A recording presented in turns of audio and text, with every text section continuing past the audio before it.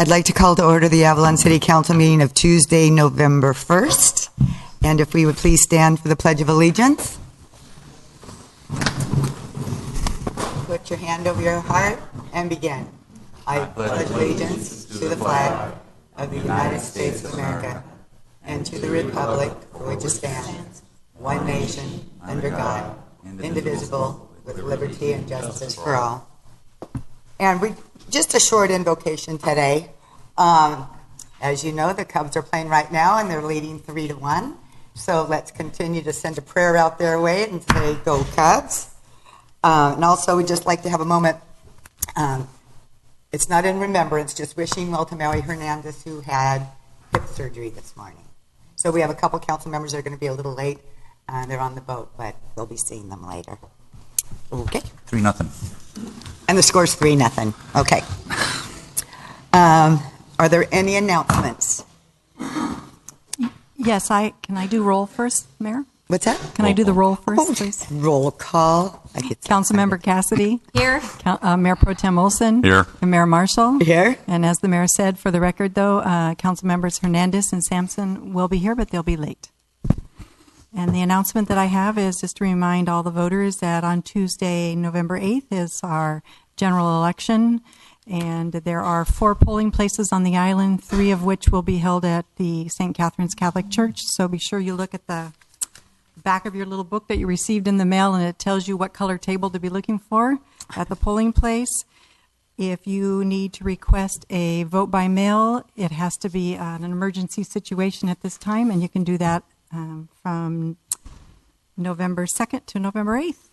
And that's it. No written communication. We have a local measure on the ballot. Yes. And written communications? Could I just ask a question on that? How do we know on November 8th where that status is? Because generally you get updates on television, or when we have a local election, we have up here. It's a good question. The county has only told me that they are not certifying the election results. They have all the way till December 2nd to do that. So I'm hoping we'll know way before that, though. But there won't be something televised that night. We'll just, okay. Thank you. Okay, city manager's report. Mayor and Council. You can't hear here? Sorry? You can't hear us? Oh, okay. We'll go closer to the mic. Thank you. I apologize. Whoa. I have just a few things. The first is a letter to this week to the executive officer of the Los Angeles Regional Water Quality Control Board regarding having a conversation about the use of state-of-the-art private desalination systems where fresh water is not now available. Secondly, the Avalon Business Conditions Survey can still be submitted. It is available online on the city's website or at City Hall. If you call and you need one, we'll provide that also. We're also examining ways to make improvements to the Avalon Memorial Cemetery out of respect to those family, friends, and neighbors who are there at the front of Mercy Trust. The City Public Works Department is installing accessibility ramps currently at the intersection of Beacon and Metrical, and we will have some information on our short roads soon that may require, or we may request a special meeting should that information be for sure. That's it. Thank you. City attorney's report. Nothing. Okay. Council member reports. I have a quick one. Tomorrow night, November 2nd, I'll be attending the Gateway Cities Council of Government meeting along with the Transportation Committee meeting. And on October 22nd, I believe it was, I attended the retirement party that was held here at the M Restaurant for Supervisor Don Kanabe, and I wanted to just say what an unbelievably beautiful event that was, and very joyous, and I very much appreciate Jen Monroe and all the effort that her and other city staff put into making that party as successful as it was. It was a gorgeous party, so thank you, and that's all I have. Mayor Pro Tem. Ditto on the party. It was a great event for recognizing a guy that's done a lot of work for Avalon. The one big thing I have is this Friday, Avalon will be in the first round of CIF playoffs for the football. It will be over in Long Beach at Cabrillo High School, which is on Santa Fe above PCH, and it's at 3 o'clock. And next week I will be attending the Chamber Marketing meeting and also another Don Knabe party. Okay, thank you. Ditto on the party for Dawn. And I participated in 2 events for Red Ribbon Week up at the school. Those were a lot of fun. And I dropped by, Dan had a get-together with the kids and barbecue out at People's Park, and that was very well received as well. So thank you for participating and encouraging that. And I was walking out of Pebbly looking for shards of Catalina pottery and sea glass, and I saw that the art pods have arrived and have been put together, and they look really cool. So I don't know when they're actually going to be placed, but they are here, and I think Caleb's team assembled them. Does anybody else have any more information than that? Oh, yes, go ahead. Pods. Just that they were planning on getting them installed later this week. Now, whether that's going to change or not, it's hard to say, but they've got them. Okay, so John Council said they're looking to getting them installed later this week out at that art project. Oh, the art pods. Yes. And that item may be coming back to the council because our agreement with them requires them to be removed in December, and they were hoping for a 3-month time here, and so we'd have to extend that. So that may be coming back in next meeting.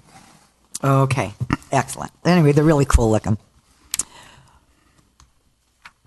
Okay, we will go to presentations. And our first presentation is Rebecca Barboza from the California State Department of Fish and Wildlife. We have requested her to come and talk about deer and deer management and the do's and don'ts and things like that. So thank you so much for coming. Oh, well, thank you. Thank you for having me. I had a couple hours to kill before the meeting, and I was walking around town, and I came across this book that talked about the Cubs used to have spring training here, and wow, I didn't know that, so it gives me one more reason to root for him. So. But Mr. Jenkins contacted me not too long ago with his concerns about the body condition of the deer that are around Avalon, and I actually talked to one of the guides, Ben Myrie. He owns Wildlife West, who's been the contractor who's been running the hunts for the Conservancy. I happened to be talking to him the other day, and he said, well, this 15 years of being on the island doing hunts, he's never seen such great condition of the deer in the interior. And, I should have put it on a thumb drive so I could project it or something, but I have some pictures that he sent me, and they're just massive. If you want to take a look at them. Really impressive animals, and even the does. He says he's seen does with twins, and right now, this time of year, they should be, a little poor body condition. But even the does with twins are just pretty good body condition. So, what is the disparity between the animals that are in the city versus the interior? And one of the major causes, I believe, I haven't done any necropsies or any investigations personally, but just from what I know over the years and what I've seen, the major factor contributing to the poor body condition in town is that they're being fed. Deer have a very complex digestive system. They have 4 stomachs, just like cows. The first 3 stomachs are purely fermentation. They're not doing the acidic decomposition of the food matter, and that fermentation requires bacteria, protozoa, other microbes, and each one has a different job to break down the plant material because they are strict herbivores, and they each one has a different job to break down those plant materials into a form that can be utilized by the animal system. So if you start feeding them non-natural foods, iceberg lettuce, carrots, I don't know what else, apples, and even I've heard and seen evidence that the deer are eating the cat food from the feral cat feeders, which my understanding is this food is like the bulk kind of food that's not even good for cats. let alone deer that are physiologically not able to process those complex carbohydrates and that high level of fat. So, and the meat proteins and byproducts. So basically what's happening, again, from, my educated guess, is that they're ingesting all these foods that they were never designed to eat, and the pH in their gut is lowering to a point where all the microbes are killed off. And so now, no matter how much goes into their mouth, they're basically starving to death.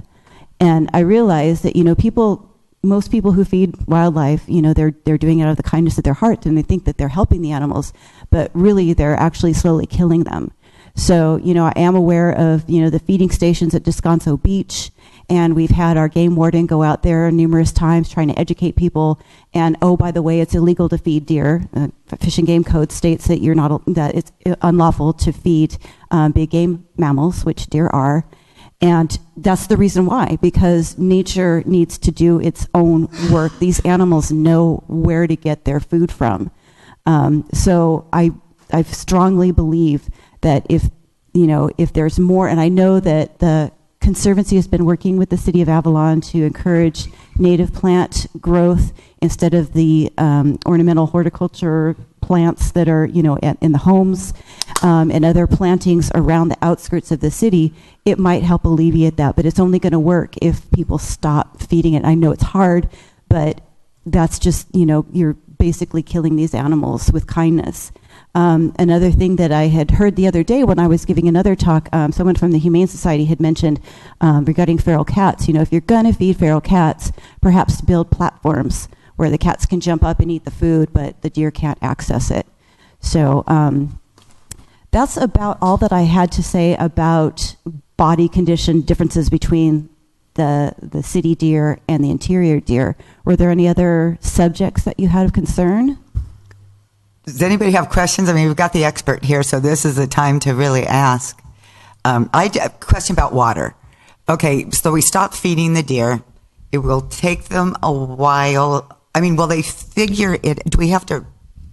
Will it take them a while, and then they'll say, oh, I just need to go up the hill? Because if we're not going to have water for a couple of years, we're not going to have a lot of them for them to eat. Well, and I would argue that the deer in the city, even though Catalina has very strict water guidelines, there's still municipal water available. I mean, the golf course is being watered. So these deer probably have more water availability than the deer in the interior. And then as far as the, the vegetation goes, well, the deer on the interior have the same conditions, environmental conditions, as the deer here. So I don't think that the drought, the water availability has an awful lot to do with it. So we don't really need to put out buckets of water for them? Because that just helps them stay. What's that? You should not put out water for them. That's just going to attract them in. Okay. Yeah. And they get their water. Okay, so educate us. Somebody said, well, we have a little dew on the tree. Right. So talk about that so that we know that, so we can feel that they're not thirsty. Right. Well, deer are very adaptable. I mean, we have deer that live basically in the Mojave Desert, on the desert side of Big Bear and so forth, in conditions you wouldn't think that you would see deer. So they are very adaptable. They do get a majority of the water from the food that they intake. And again, that's native plants. They're getting the nutrients. And of course, they do need to drink water. But they seem to always be able to, not always, but they know where the water sources are. The deer in the interior know where the water sources are. The deer here in the city know where their water sources are. Okay. Sure. So for those deer that are already here, to go back to the mayor's question, what happens to them? What happens to them? What can be done humanely to encourage them to exit, or to what is the humane solution to management of those deer who have come here that we see here numerous times at City Hall? Right. I kid one of our key staff members that it's one of her children. They're there for children. They're coming into the formal wheel a lot. Exactly. What do we do? How is that? Well, and that's a good question because, this has been going on. I think I've read things from back in the 50s where people in Avalon were saying these deer are driving us nuts. So this is not an uncommon thing. I don't think that you'll ever really get rid of the deer. I think that you'll see a difference, particularly at Descanso Beach. If the feeding stops, I think you'll see a difference. In my conversation with Ben, he said that, this is a guy, I'm not on the island 24/7. This is a guy that spent the better part of every fall for 15 years. So he's seen, the movements of the deer. And he said that, and he's around town as well. So he said as soon as those couple of rainstorms hit and there's a little bit of green up on the hills, he said he's not seen as many deer in town. There's probably still those that are around the city hall, the ones that I saw tonight. But to some degree, they're always going to be here. But I'm sure that if the feeding stops altogether, that things will slowly start to get back to more of an equilibrium. And what about injured deer? How do we, how does, okay, number one, if there's a dead carcass of a little fawn, do we just, how do we dispose of things like that? Well, the best thing is to take it to a place where it's put back in nature so the foxes and other animals can utilize that like they would naturally. Okay. So if there's a way to transport carcasses back to, somewhere in the interior, that's the best thing to do. Okay. I don't know, sometimes on the mainland we take the carcasses to like an incineration facility. Okay. Sometimes, especially with bears, you don't want to leave them somewhere. So I don't know if that's an option here. And injured deer in town, I don't know, what do we do with those? Like if one gets hit by a car, what's the protocol? Well, obviously, we wouldn't be able to respond, but I think John? I think he was telling me that he just does respond and help whenever possible. It would be good if I could get a call too, so that I could be aware of it, because I don't have a real handle on because it is, I imagine it is a concern, because when I was sitting there and those deer ran by, well, 2 seconds later a golf cart went by and it could have been a collision. So I'm curious to myself to know how often these injuries occur, because I only hear of like the real big ones that make the news. And if one is injured, would they be assessed by somebody like John or the vet, and they decide whether they put it down or just let nature take its course and let it die a slow death? We don't let them die a slow death, I don't think. Yeah, do we? If they're in pain, if they're suffering, then they should be put down. And that's definitely what Dr. Denny would do. Is that correct, John? Okay. All righty. I think the platforms might be a great idea for the cats. I'm sorry? I like the platform ideas personally for the cats, because I don't think that's going to stop the feeding the cats. They've invested too much money and time in those cats. I think that people love them. Yeah, so, and I think I told you outside that I'm on the camp that in general wild feral cats shouldn't be fed. That shouldn't be encouraged, because it's surprising how much damage that ordinary domestic cats can do. They feed on birds, and I know there's a lot of sensitive species here that are unique to Catalina, so they could be impacting the bird population. They can be spreading disease to the fox. And another thing I read not too long ago, and I'm not sure if it was in California, but it was kind of like a nationwide thing, where deer are coming up with toxoplasmosis. And that's that disease that pregnant women shouldn't empty out the litter box, because that disease can be passed on to them and affect the fetus. Well, deer are coming up with toxoplasmosis in other areas of the country. So feral cats can really do a lot of damage to habitat, to other wildlife. So I realize that it's hard to change, but if more education could be put out there about, again, the kindness of humans really ends up harming wildlife in the end. Right. So by us feeding the deer, we're starving them more than poisoning them, I guess, because my point is then you have a dead deer and then the fox feed on them. Could they be getting something that would be hazardous to the fox because they've eaten deer? Honestly, I don't know about the disease transmission. I think the deer out here are fairly clear of any type of diseases that would be on the mainland because they've been isolated so long. I don't know, John? Come on up. Come on and speak in the mic. This is Can you guys think of anything that might be transmitted? I don't know of anything that would be transmitted based on the disease prevalence of deer on this particular island. But the only thing I would want to point out is if Dr. Denny did euthanize an animal with chemicals, then that animal cannot be put back in the environment. Any animal subsequently feeding on that carcass would die. So that animal needs to be buried 6 feet under the ground. So there are different methods. Humanely putting them down with a gunshot to the head is also appropriate, and I would say encouraged, so that then that carcass could be taken into the interior and recycled from other. So we're shooting them with a silencer within the city limits. Right. LA County sheriffs have worked with Fish and Wildlife Service and have helped us in the past. Okay. I haven't spoken with current staff, but previous ones have been willing to do that. Okay, great. And have been a big help. Great. Thank you. Community members, questions? Anything else? Yes, Diane, come on up.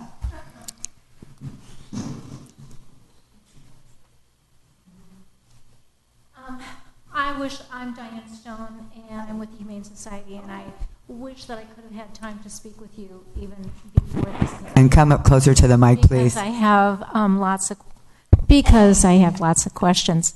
One of the things I do want to point out is that with the fact that we have Dr. Denny here full-time, the number of cats that have been spay and neutered over the last 10 years is amazing. And so the number of feral cats in and around Avalon has been dramatically reduced.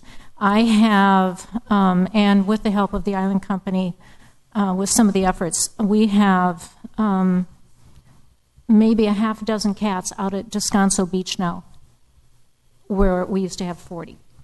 So in terms of cat food and cats and disease and all that, everything's dramatically reduced.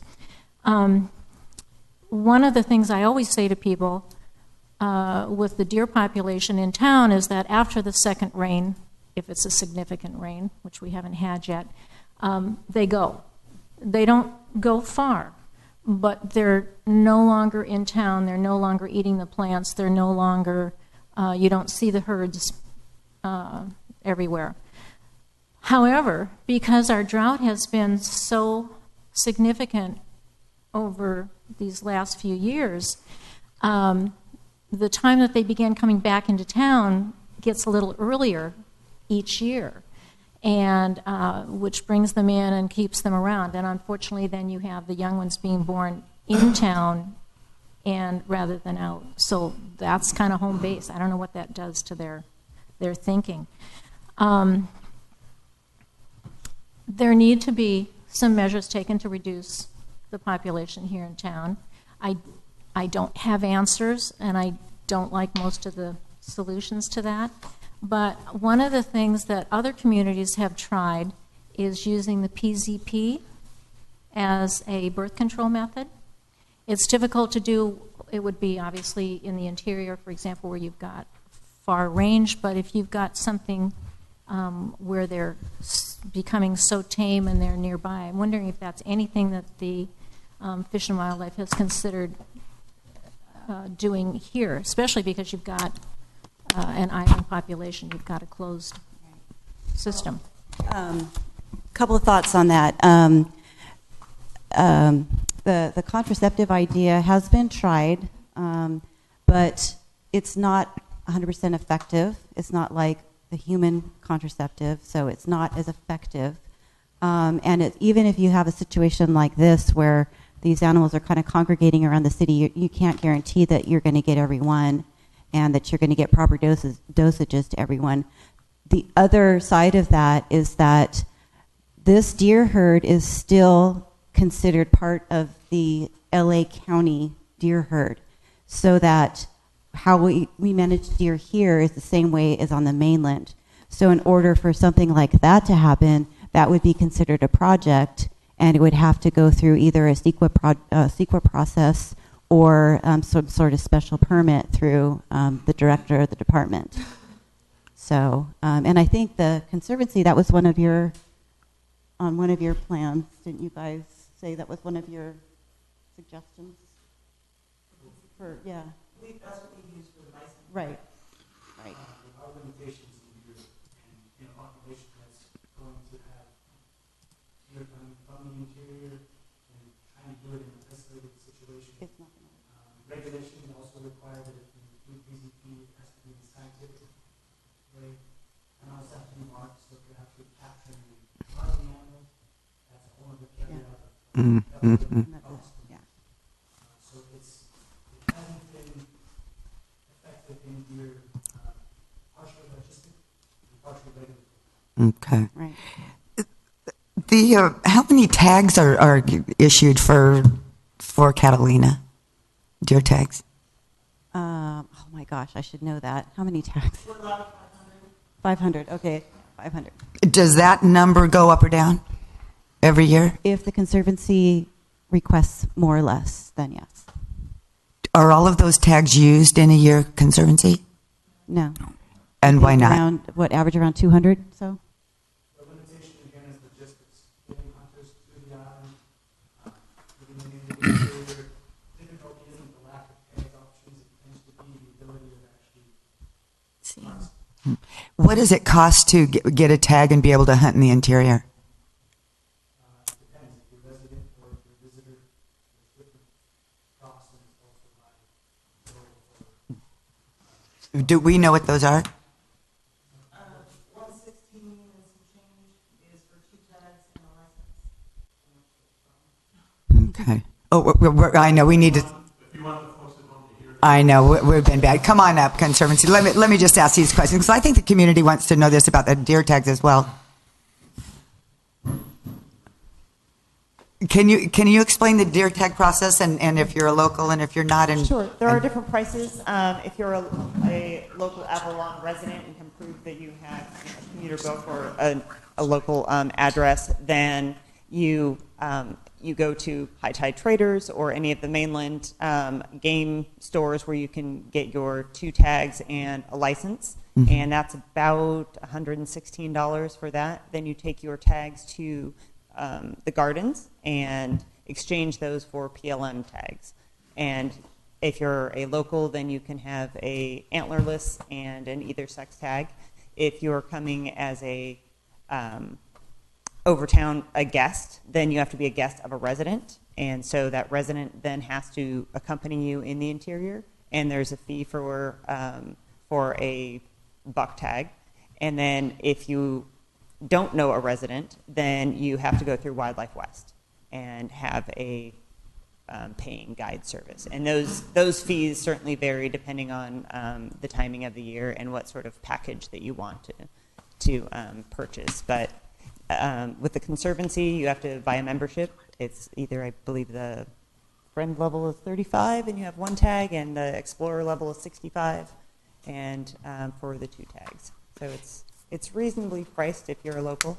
If you're local, yeah. It's definitely more expensive if you are someone from Overtown and don't know a local. Right. However, the percentage of harvest, or I guess the harvest success rate on this island is amazing. Yeah, it is the best in the state. I just got numbers from Ben, and he's at about 85% harvest rate. So, what does that mean if you're only issuing 80 if you're only shooting 200 deer and you've got 500?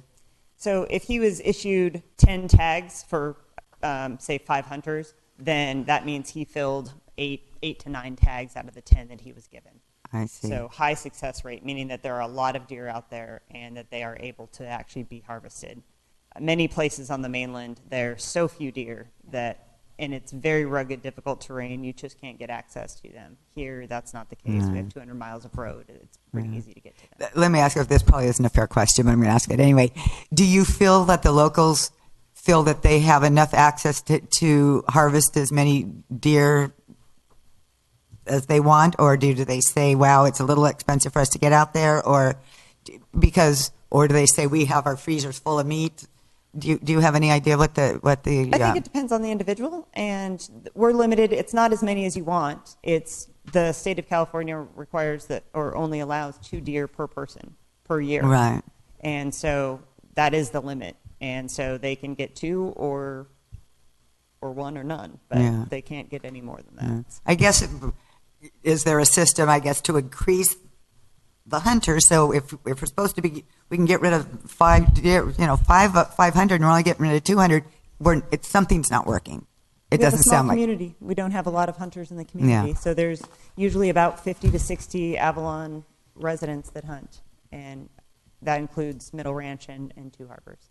So Okay. island residents. Okay. It's just not a large community. That Maybe just a better way to get the mainlanders over here to hunt. Mm-hmm. An easier access somehow or something might be helpful, because I've spoken to deer hunters on the mainland, and that's the deterrent is the cost.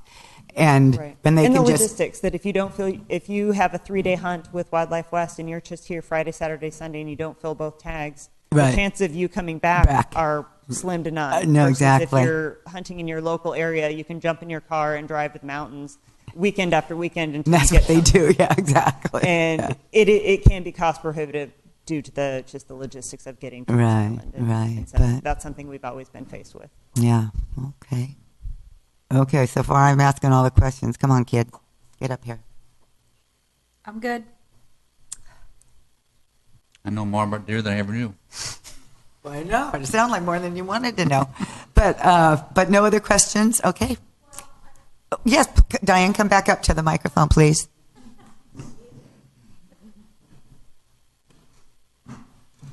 I just want to go back to the issue of when we have an injured deer. Put that microphone closer to your mouth, please. You can move it down. Thank you. I just want to go back to the issue again when we were talking about an injured deer in town. It's, and John deals with this, but we also have the problem of, if Dr. Denny isn't available, code enforcement gets called out.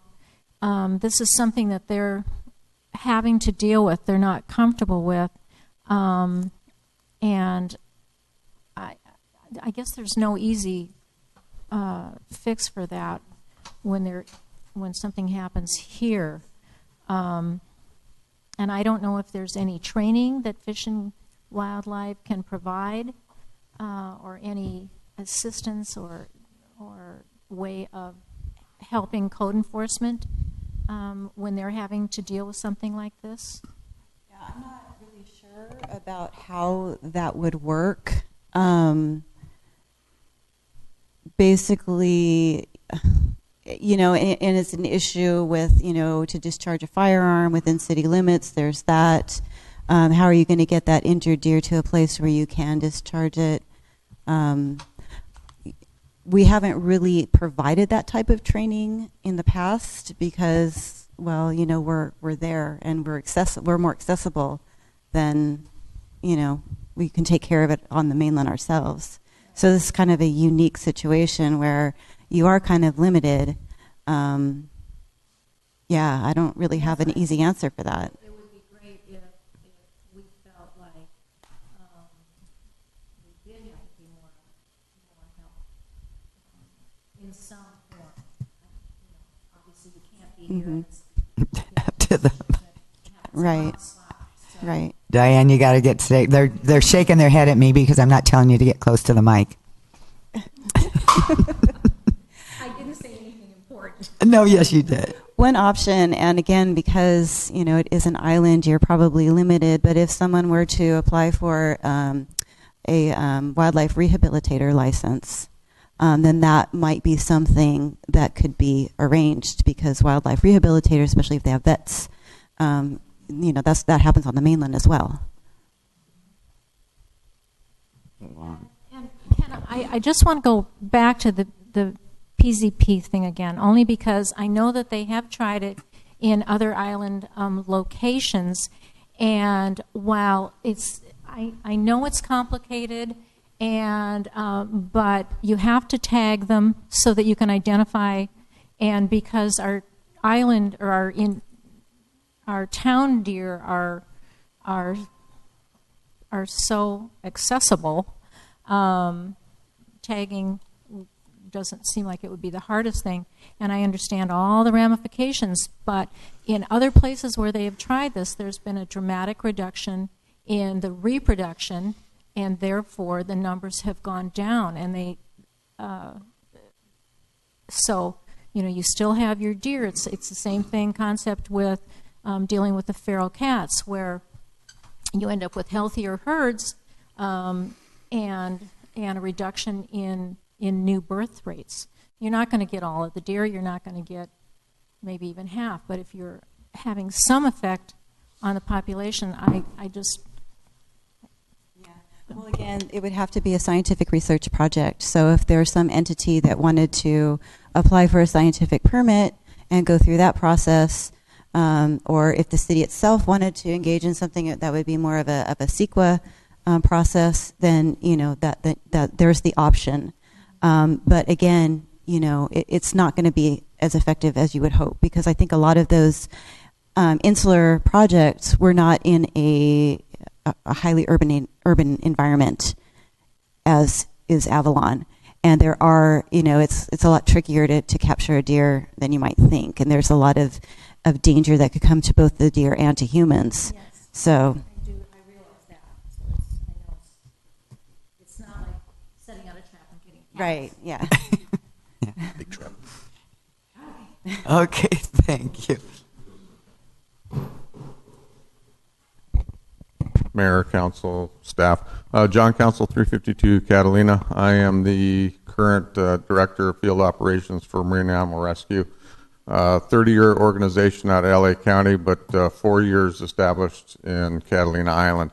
To address some of Diane Stone's questions, our sort of ever-expanding responsibility role that seems to be on the island, our mandate is, of course, dealing with marine animal rescue, which deals with whales, pinnipeds, different types of shorebirds, pelicans, cormorants, gulls, of course, that we have a lot of here. We've been here for 4 years, coming on to 4 years, and for the last 2 years, we've seen an increase in calls to us from our sort of network agency, which includes the Harbor Department, the Avalon Sheriff Dispatch, fire departments, both city and county. Also the Catalina Express, the Conservancy, the Chamber of Commerce, and the businesses along the shoreline down in the industrial section town. So that would include the freight line and the helicopter service, the laundromat, the boat yard, the lumber yard.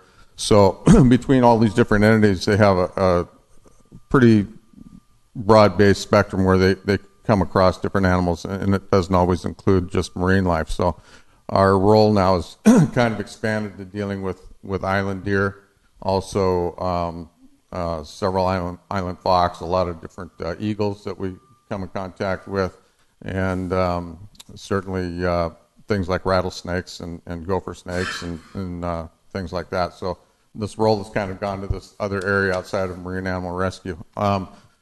We generally, if at all possible, will respond because we have training from the National Marine Fisheries and NOAA on how to deal with wild animals, and oftentimes some of the sea lions that we deal with are upwards of 500 pounds. So to deal with a couple 100-pound deer is almost like a break for us.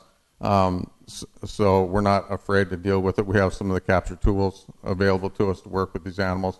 And any animals that have like compound fractures in their legs or something like that, or have been eviscerated by jumping over a fence and catching a fence post in the abdomen, those animals are obviously not going to make it, and we do euthanize those. But when we do euthanize animals, we actually work with the city to use the backhoe to dig a trench hole and then bury them there. Anything that's naturally occurring deaths, like we had recently a few weeks ago, we had a young fawn that was attacked by a dog up on the golf course, and by the time I even found it, it was almost gone, and by the time I loaded it up before I could even get to the vet, it had expired. Those animals that don't have any chemical injection to euthanize, we'll just take those and take them up into the hills and find a bushy spot where it's out away from general public traffic and just dump it and let the birds and the beasts have it.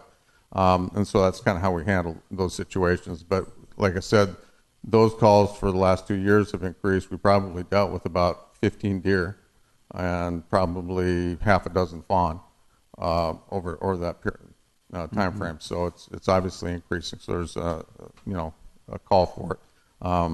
But just to address the concerns of Diane, that we don't just leave an animal to die on its own. We try to address it and try to work with it as best we can. Great, thank you, John. Yeah. Hi. Hi, Debbie Evelana. Talk into the microphone. Imagine my surprise when I came in. And so I went, oh. For those of you who've never met me, I'm your local animal PZP advocate. I was just talking to Tony. Years ago, when we did the goat removal and the deer belonged to you. And, right, the state of California. And so, and actually, I've read your book. It was a long read. But anyway, currently we use PZP for the buffalo. It was originally invented by Dr. J. Kirkpatrick for deer. And back in the day when I was younger and louder, I was hoping that we could use it for, and back then when the hunting program was first introduced and we started, it was actually profitable for the Conservancy. So it made sense. And I'm not, as much of an animal activist as you all know and love. If you're going to eat it, I'm good with it. And I always have been. I mean, I'm not as radical as I used to be. However, it still hurts my feelings to hear about shooting them. I mean, you, me, everybody in the whole town knows that they happen to have become, while it's terrible because when they're hurt, we can't put our paws on them. You're not supposed to feed them. You're not supposed to do everything. I should be in jail. And like that. So, but when I was just listening to the presentations at home, it occurred to me right now that that hunting is not cutting it anymore, obviously. And they're skinny, et cetera, et cetera. So I'm going to pose out two questions. Now that we have PZP on the island, it is used for the buffalo. It's not like you have to start the whole new, get the equipment, get the guns, get the training, get the whatever, the place to blah, blah, blah. And you can dart them. It's the same thing as the buffalo. It was originally invented for deer, originally. Dr. J. Kirkpatrick passed away last year. And but that's when he started out. I met him about 17 or 18 years ago, and at that time he wanted to come here and do a test pilot program because it was an island and they can't stray, they can't wander. That's what it was when they flood towns and they wander around. That's how it started out. So, and I would like to present the idea that, I mean, as much as I don't care for hunting, but I'm not against, it's none of my business. Okay, whatever. If that's what you want to do, rock on. However, it's like you were saying, you only get two per person. If you don't get them, you don't get them. It's expensive to come here. It's not like we can sell out. And I just asked Tony, is this as profitable as it used to be? It's not. So, like, there was a reason that the hunting was in place. If now, I mean, I got to tell you, when I turn on the TV, well, we're not killing enough of them. Kind of, I went, wait a minute. So, I'd like to propose a relook at this. From what I understand, as long as you have a closed area, fishing game, there's a certain kind of MOU where you take full responsibility for all the animals. I don't know if that MOU still exists, and after the meeting, I'd like to talk to you about that. You have to catch a ship? Okay. Well, at the last time when I read everything, it was like they're mostly on Conservancy land, but if you assume all responsibility for the deer, all of it, then you can feed them, you can everything. It's a contract, an MOU with Fish and Game. There have to be certain parameters which we meet, and we still meet them because it's not like they can wander over to the mainland. It's like they're here, they're always here. And of course, I would like to be able to feed them, but the point being is you can manage the herd like we managed the herd of the buffalo. Way back when I first came across this, it wasn't fiscally feasible. PZP wasn't here. Nobody was trained. It was like, what's PZP? Obviously, it's working for the buffalo program. Obviously, it works. You can stop darting them if you don't have enough deer or whatever like that. And it's a matter of a contractual agreement with Fish and Game, as far as I understand, unless something has changed. If I'm wrong, please correct me. So I'd like to propose that as maybe a possibility, because in the just like John and Diane were saying, when they're injured, it's a heartbreaker. It's a heartbreaker. I had one. They survive. They do kind of make it sometimes. Sometimes they don't. If Richard's not here, Dr. Denny, You know, if something's, and actually, he's not really supposed to touch them, right? I mean, because you're not really a vet can. Right. So, like, and I mean, it's not like you're going to come over here and write a ticket or something. But we get into that area where they really don't belong to us. They belong to the people, but they really don't. They're in the jurisdiction of Fish and Game. So I would like to present to you the consideration of and I'm going to get the latest handbook from you and make sure I know what I'm saying. All right? Because I would like to revisit because hunting is no longer effective. Yeah. Well, Debbie, she did go into the process. You'd have to make it a scientific project. You'd have to get. I mean, so I don't know. I mean, we're not going to take any action on that today. Right. But it is a project. Correct. That would have to be done. Should I get out of here because it dinged? Yeah. I have to get out of here because it. What you're? No, I meant my 3-minute zone. Yeah. All right. But all right. I haven't been here for like 6 months, so I'm going to take 3 more minutes. No, I'm not even. What I'm saying is the objective now is the same. Before it wasn't, because there was money to be made. There were enough deer. There was enough hunting. There was enough expendable cash that you could come hunting here. Right. It made it worthwhile, and it did curb the herd. If it's not effective, and we're both on the same side now, wanting the same result, and the PZP is already here, I'm just Right. presenting that might Right. be an alternative. Yeah. And it's a little easier on the killing them all. Thank you. yeah, thank you, Debbie. You can see we love our deer. Huh? I don't have any more questions. On behalf of the council and the town, we really would like to thank you for coming. Well, thank you for having me. And anytime you want me to come out, if you have more questions, want to discuss this further, I'd be happy to come out. Okay, this is the last chance, so going once, going twice. Okay, thank All you, right, and you're thank going to be you. able to catch your boat. Thank you very much. Oh, and John, one more thing, I guess. Just a technological update. Chicago Cubs in the top of the top of the fifth. They're leading 7-1. Yeah. Okay. Oral communication. This is an opportunity for members of the public to address an item that is not on the agenda. No action will be taken, and you are limited to 3 minutes. Okay, name is hold Judy on. Greer. Take the conversations outside. And Conservancy and everybody, really thank you for coming. And Dr. Sharp and everyone, thank you very much. John Council, thank you. Okay. No, I said thank you for coming. It was delightful to hear them. Can you hear me? My name is Judy Greer, 355 Descanso Avenue, and I'm here to remind you about the lectures at the library. The seminars, again, are at the beginning of the month. The next one will be on Thursday, and our own Don Sampson will present the idea of how to use telemedicine, everything related to turning on your devices, your Twitter, your Skitter, your Facebook, whatever, in order to find out what's wrong and to help you fix it, and a lot of other things. So that's 7 o'clock at the library. The library will be open for this kind of seminar. The other one is November 8th. After you vote, just stop in at the library and take a look at what you can get on your digital devices through the library. This one is going to be related to e-books, and it has to do with everything you can download for free. So many people don't realize that through our library you can download things even from research libraries, from rare books and things like that. You can order them through your device, and the librarians are there all the time to show you how these things work. I'm sending my husband as we speak.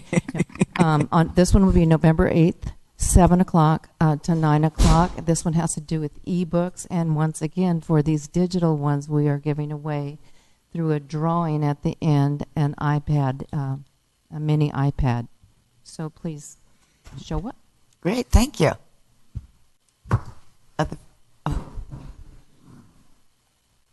Hi there, Pete Edwards, 117 Vitaloo. I'm here oddly enough about water.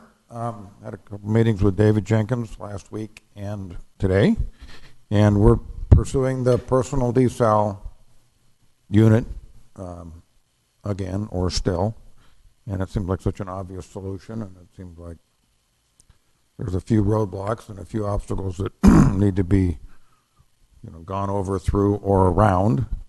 He's written a letter, which I've gotten a copy to the Regional Water Quality Board, which hopefully will get something done. And so I'm just here to encourage you folks to pursue that, get through the obstacles, get around them, and to pursue some state, county, or federal monies to hopefully help with some water storage for fresh water here for the rest of the town, as well as developing a reclaimed water system. I think that kind of talking to Edison is a waste of time. If they were going to do anything, they'd have done it already. So I think you need to go around, go direct, and get some monies, some grant money.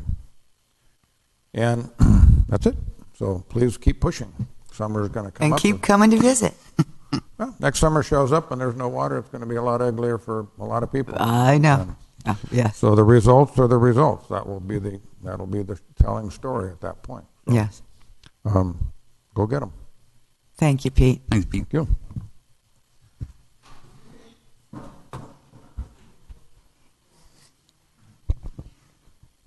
Thank you, Madam Mayor, members of the council. We got a football update. We got a baseball update. Your Lady Lancers won 3-0 their first playoff game this evening. Great. So Very good. they 3 games to love, and they're on to their next round of the playoffs. So update there. Updates. Joe Machado Field, Public Works Director, myself met with staff, our construction meeting today. We are still on track to have that open by the 18th, have it playable by the 18th. There may be some follow-up, some punch list items that will follow that, but the boys keep winning football. We have the chance at having a playoff game here, and we're looking forward to that. We were told today that we actually might see some green turf go down as of tomorrow, so this week that we'll start to see some green fill in there. Avalon Fit Trail, that project started today. They're planning on a 3 to 4 week time frame for that, so we should start to see that come together here pretty quick, and we'll have a nice kickoff with that. The Mole Park project is supposed to start next week, so we're looking forward to getting that off the ground. And then, as instructed at the last council meeting, the Community Service Department will be working with the public to assist in filling out the variance request forms for Edison. Something went up on the website today in regards to it. Edison contact information, how they can make appointments with community services staff if they need some additional assistance, and then we'll have forms here both in English and Spanish to assist with that. Okay, thank you. Great. Thank you. Lots happening in Parks and Rec. Well, in the whole city. But here. Whoops. Wait. Ladies first.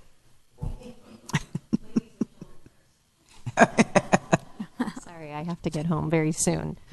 I know that you guys already talked about how we all need to go to the polls next Tuesday, but I just wanted to encourage anyone who's watching to vote no on Proposition X in regards to the medical marijuana dispensary here in Avalon. Our position is normalizing marijuana by allowing a dispensary in town sends the wrong message to the youth. More findings are coming out from Colorado, and not only are there local services being severely taxed, negative effects on, there's also many negative effects on social issues. I have a report from the Denver DA that I just received today, and I wish that these things were out so much sooner, knowing that Proposition 64 is going to be decided here in the next week. But at least for us here in this town, we still have a choice, whether it's legalized or not, to decide if we want to have a dispensary here in town. And I'm just encouraging everyone, until things are studied further and we know more, to vote no on Proposition X. Thank you.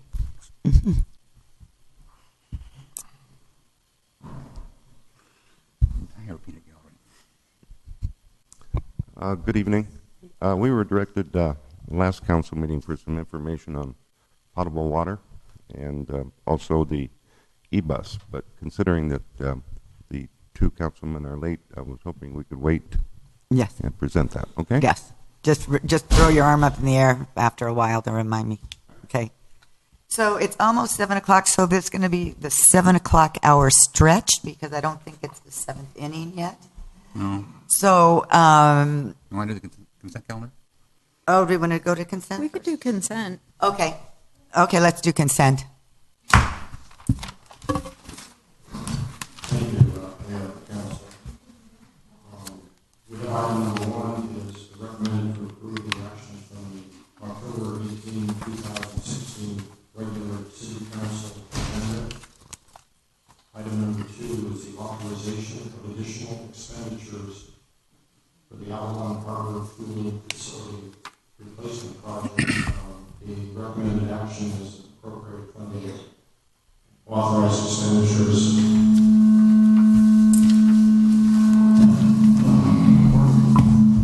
up to $150,000 as additional contingency for unforeseen additional costs, and also to authorize the city manager to designate approved change orders to the project up to a contingency amount. Item number 3 is approval of fence color for a mole park improvement project.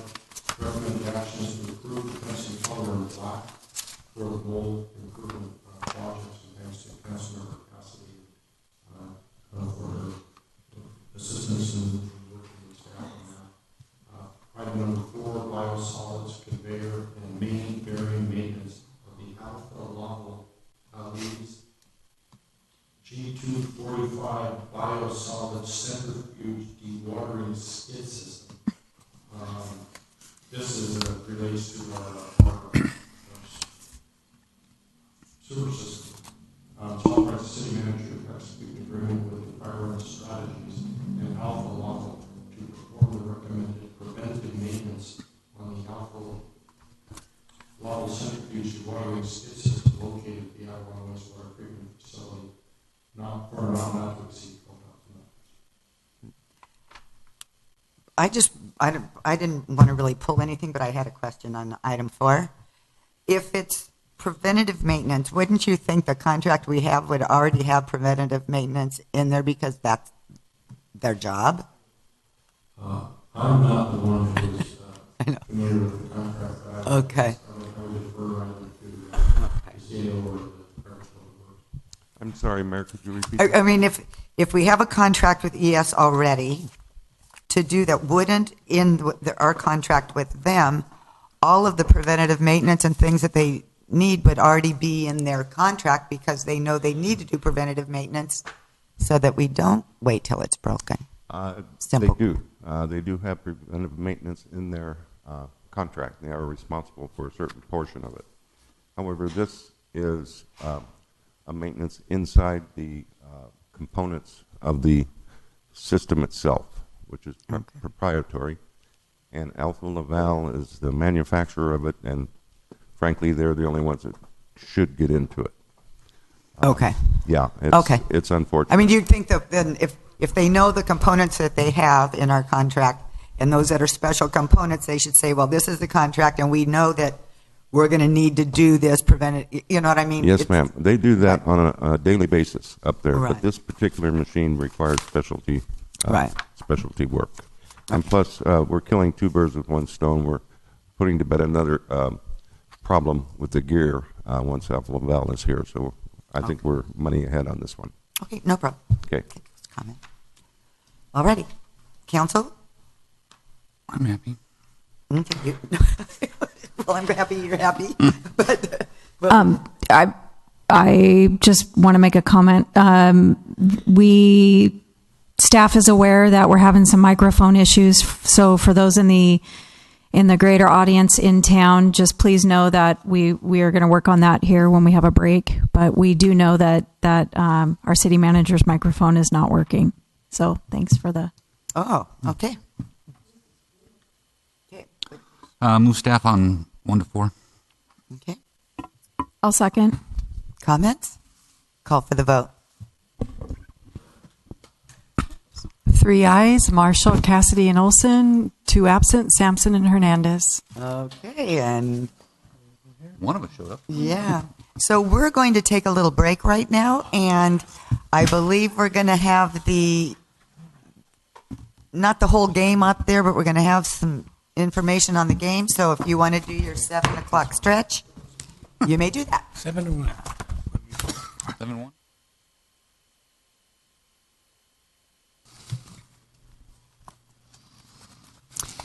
Okay, and the score is still 7-2 as we Bottom of the 6th. bottom of the 6th as we get into the other business. Other business. Yes. Okay, general business.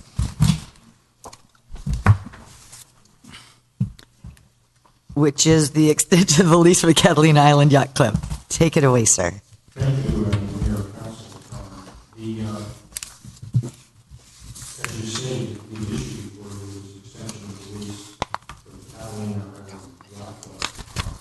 Recommended action is, of course, the previous staff report discussed the proposal, and I recommend the lease extension agreement of 10 years with a 13-year option to 2043 instead of the requested 33-year extension that was requested by the Catalina Island Yacht Club, along with appropriate CPI increases, and they strengthened city public use provision in the lease agreement.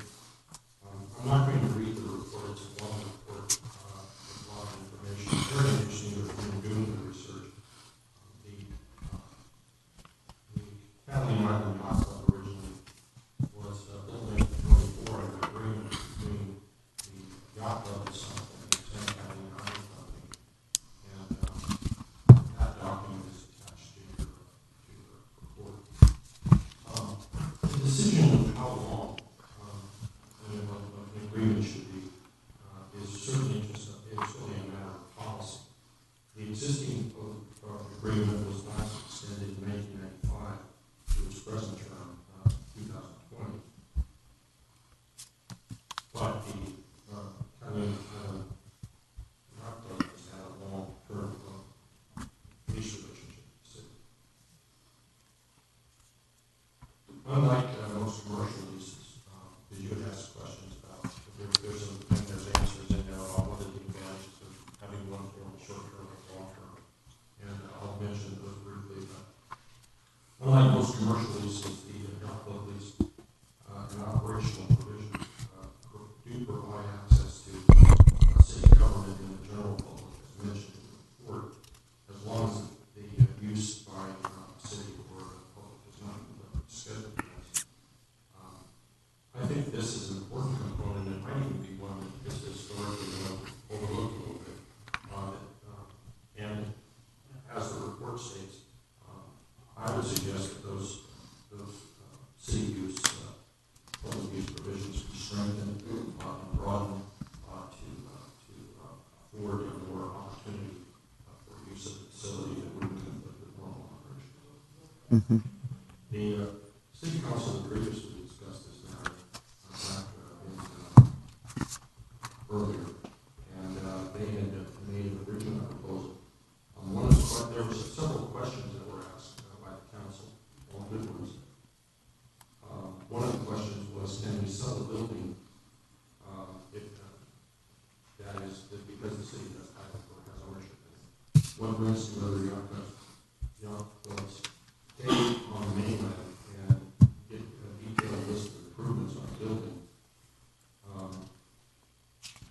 The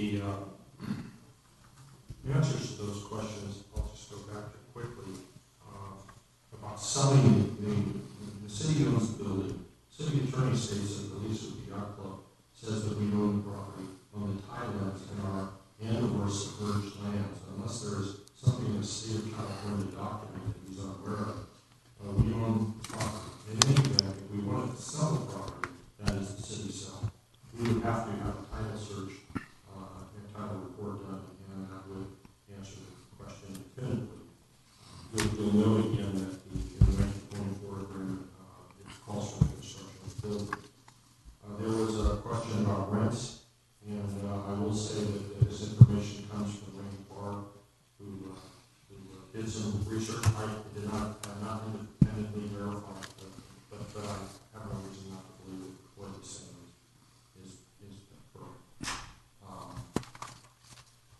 There was a question raised importantly by the City Council about what were the improvements that have been made to the building.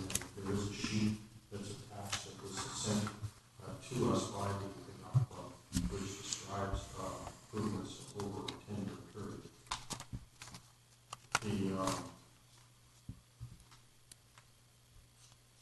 And I believe also that there's a list of giving of charitable giving that the yacht club has done since 2010. The yacht club is a 501c nonprofit corporation under federal law. So there are certain standards that are contributed to those corporations that are nonprofits, and they have to follow those provisions of law.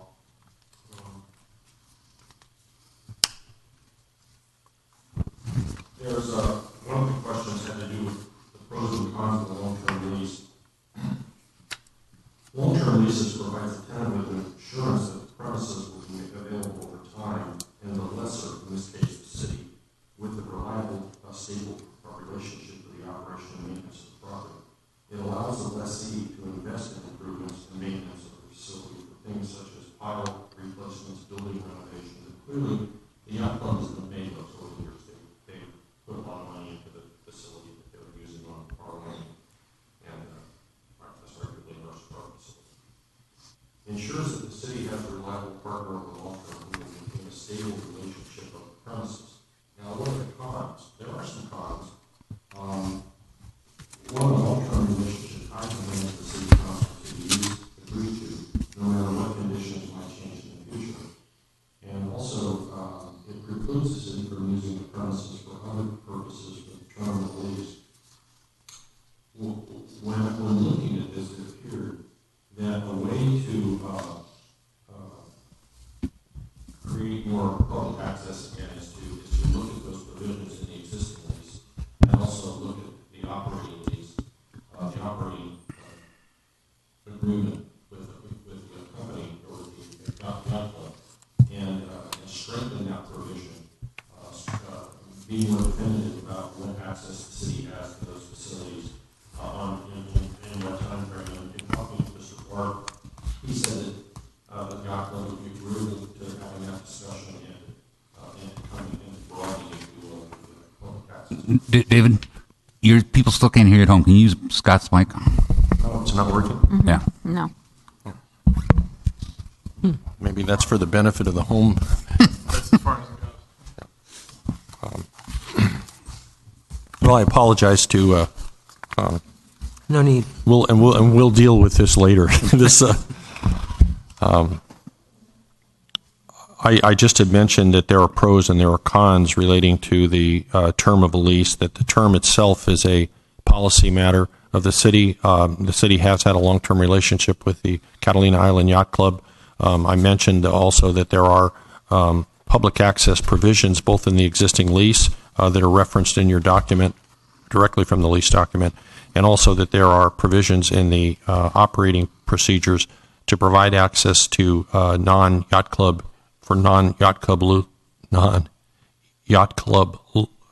uses. It's a tongue twister. And there is a charge. I believe it's $415, a fixed charge for use of facilities, utilities, so on. But what the yacht club said that they would do, right, Mr. Barb, that they would agree to working a more definition of city use of the facility at those times when it wouldn't interfere with normal operations of the club itself. There is a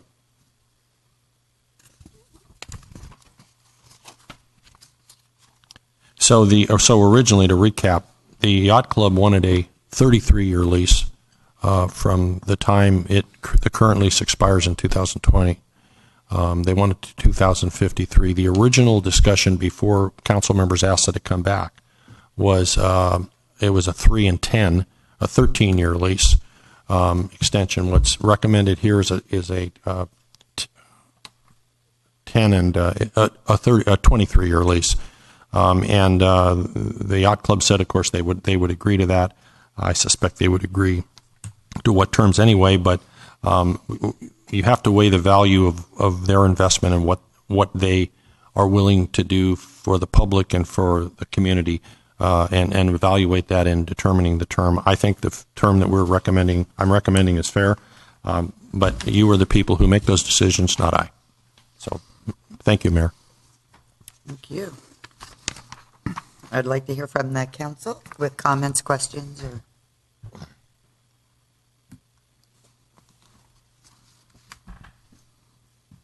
Let's call for the vote. No. I think you need a motion first. I know. But I was just trying to get people to move with questions.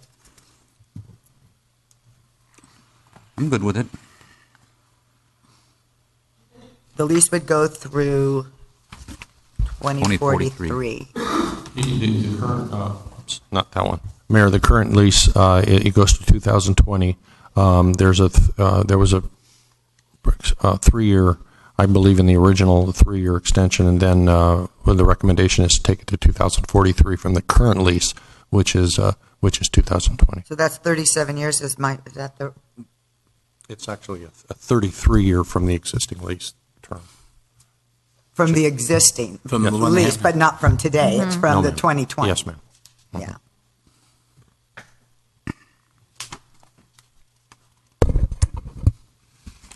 Oh, just if I may, Mayor, Yes.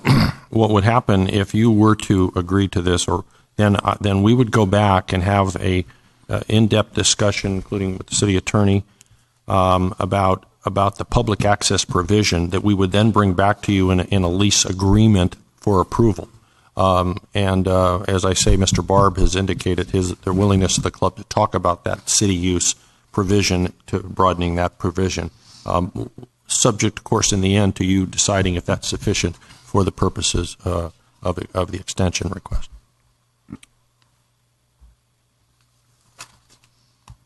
It's interesting that the museum is the only nonprofit that's actually listed, other than the city having access. So, yes, just so that they can hear us and know when you talk to them, I would like to see that broadened. Also, and you alluded to that, the number of groups of 10 for the city, and I think, that's, if we wanted to have an all-hands-on staff meeting or something there, it would definitely need to be more than that 10 for where we didn't really have to pay for it, but we could use it. So those kinds of things. And The Lions actually have the Christmas party there. they probably pay something. We pay, I think it's $400. Okay.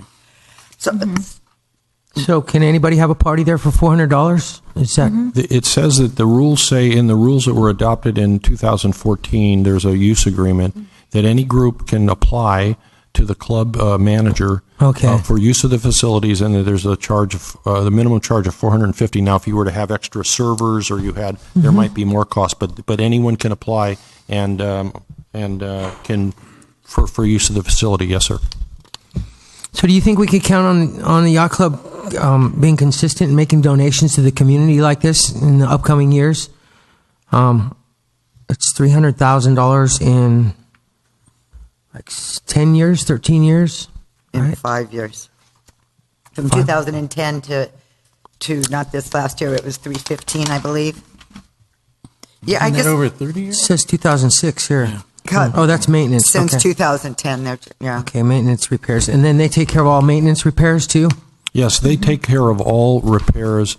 If the building were to, God forbid, they were to burn down or be destroyed, they are obligated under the terms of the agreement to rebuild the building at their own cost, to make all repairs on the building as may be needed, piles or deck or interior, and they have made, as you can see in the report, substantial improvements to the wall areas and the exteriors and the interior of the facility. Have we had inquiries from other independent people or groups that have expressed their want to have this facility? This is like the prize jewel of Catalina of Avalon Harbor here. This facility is. So, is there other people who've come forward and have wanted this that you know of? I have not heard that. It doesn't mean that maybe because the item was not something on the on the plate, but I haven't heard anything. Maybe other people have. I don't know, sir. The one question I got is Mr. Barb did all the information on us for other facilities on the mainland. I think one of the questions I had with all the rents going up within the city governments, the other people, entities in the city, like the yacht club down at White's or down the coast, and we never got a report on any of that I see here on what they're paying now and how much it is and what their leases are like, and that's being on Catalina, and that's not really a protected yacht club or a cove that sits out there. And I'm just kind of interested because, as you know, we're dealing with leases with the other companies around town, and we've seen how our leases and our stuff is going up, and that kind of concerns me a little bit. Also, I know they're going to do some renovating with their pilings on that. Also, I think at the yacht club too. They did it. They have done it. They have done that? Yes, sir. Okay. I think the Tuna Club is actually in the process of 17 piles. Yeah, my understanding that they might do that too. Again, unless they've, like you say, they've done them. And I was just kind of also wondering about the access. I know that the Tuna Club's having a problem with public access to from the Coastal Commission, yes. Correct? Yeah. So, with anything done over there at the yacht club, would they have to comply with that also, Scott? Was any work that's done on that? There's the same provision, I believe, that is in the yacht club lease is in the Tuna Club lease. So it's basically an anti-discrimination a provision which would carry forth to this lease. So they cannot, in terms of who they have in or who they allow access to, is just a non-discrimination. So there's various categories that California recognizes, and the Coastal Commission has asked that be included. How long is the lease for? 33 years? Is that what we're talking about? It's actually, sir, from 2020, which is the current term. It ends.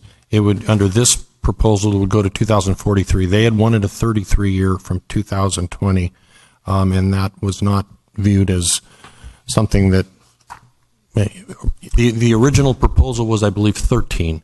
This is 23. They wanted 33. Yeah, which goes on to 2053, right? Yes, sir. Yeah, that's too long. I think the issue from what does the public get out of it inside from in addition to the contributions to the community, maintenance, of the facility, but I think this public access opportunity or city access opportunity creates some value, if you will, and you have to weigh if that's sufficient. Those specifics have not yet been worked out, and should that concept be something that is acceptable to look at that, then we would bring that language back with consultation with the city attorney's office and of course the yacht club. But that gives a value to the public too, to have the ability to use the facility through the city. So that's something you have to weigh. I think $400 is a pretty good starting point for the facility, to lease the facility, let's say for an event. It's a good starting point. That's pretty fair for the community. I'm glad that it's open to the community like that. I think that's a good thing. 23, we're talking 23 years? Yes, from 2020, yes, sir. So it's 27 years, basically. From now. If we today. rewrite it now. If we write it now. Yeah. At the start. Yeah, they have 4 years or 3.5 years under the current lease. Yeah. I have a question, because when you look at the list of the donations, and I think one of the things is, people say, well, that's a beautiful building, and the rent to the city proper of Avalon. I mean, if you were to take the money out of here, that's not coming directly to the city. It's a huge chunk. They're giving $23,000 to the hospital. They give to search and rescue. They give to $30,000 to the Conservancy. So we get 17. out of the 117, we get $17,000. I think it's 30,000. Is that Okay, maybe if you add This is maybe 17. I'll stand corrected. Avalon if that's Kids Baseball Museum League. Well, none of okay. The only thing, help me go down that list. Avalon Fire, 23,000. Yeah, that's good. What's that? So that's. Where are you looking? Right on top. Yeah. Top, Below the booster number club. 5 or 6. Number 6. Oh, duh. Okay. That's 40,000. The yacht club gives it appears $23,000 over the last 5 years to the fire department. They've made some substantial donations to the Gordy McLean Fund, and with some of that money, we were able to purchase things like a few years ago we purchased the thermal imaging camera and things. Oh yeah, great. Okay, so it's okay. So that's 40. Okay, so that's $40,000. $40,000 to the actual city of Avalon in 5 years. The rent wouldn't be here. What? The rent wouldn't be here because this is what the foundation's donating, not the yacht club. See the top of the column? Yes. It says the foundation. Okay. Wouldn't be the yacht club. Okay, so basically the yacht club doesn't pay any rent. No, they pay rent. So that's not in here. So that's where I got confused. Where's the rent? What is the rent? $30,000 a year. Yeah, it's like 30. Yeah, 30. It's 30,000. That's what I. How much does that break down a month? It was 26, and then it went up on a CPI basis. I thought in the original, but I would stand corrected. It's like, what, $1,500 a month?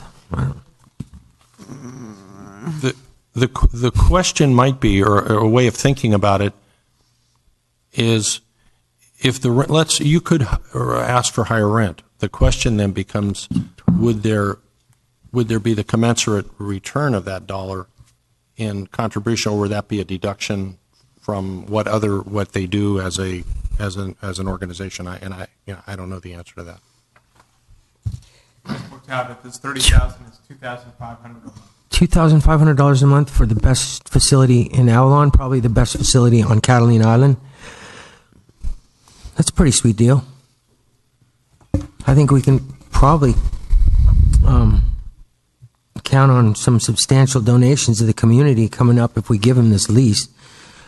In one way or another, the city should benefit from this. I mean, if we're giving them that. Well, they're donating about $60,000 a year on top of the rent. $315,000 over 5 years. Well, like we just said, there was only 40,000 that went directly to the city. So, But I think all these activities take place in the city, except for the Conservancy. So the community's benefiting from it.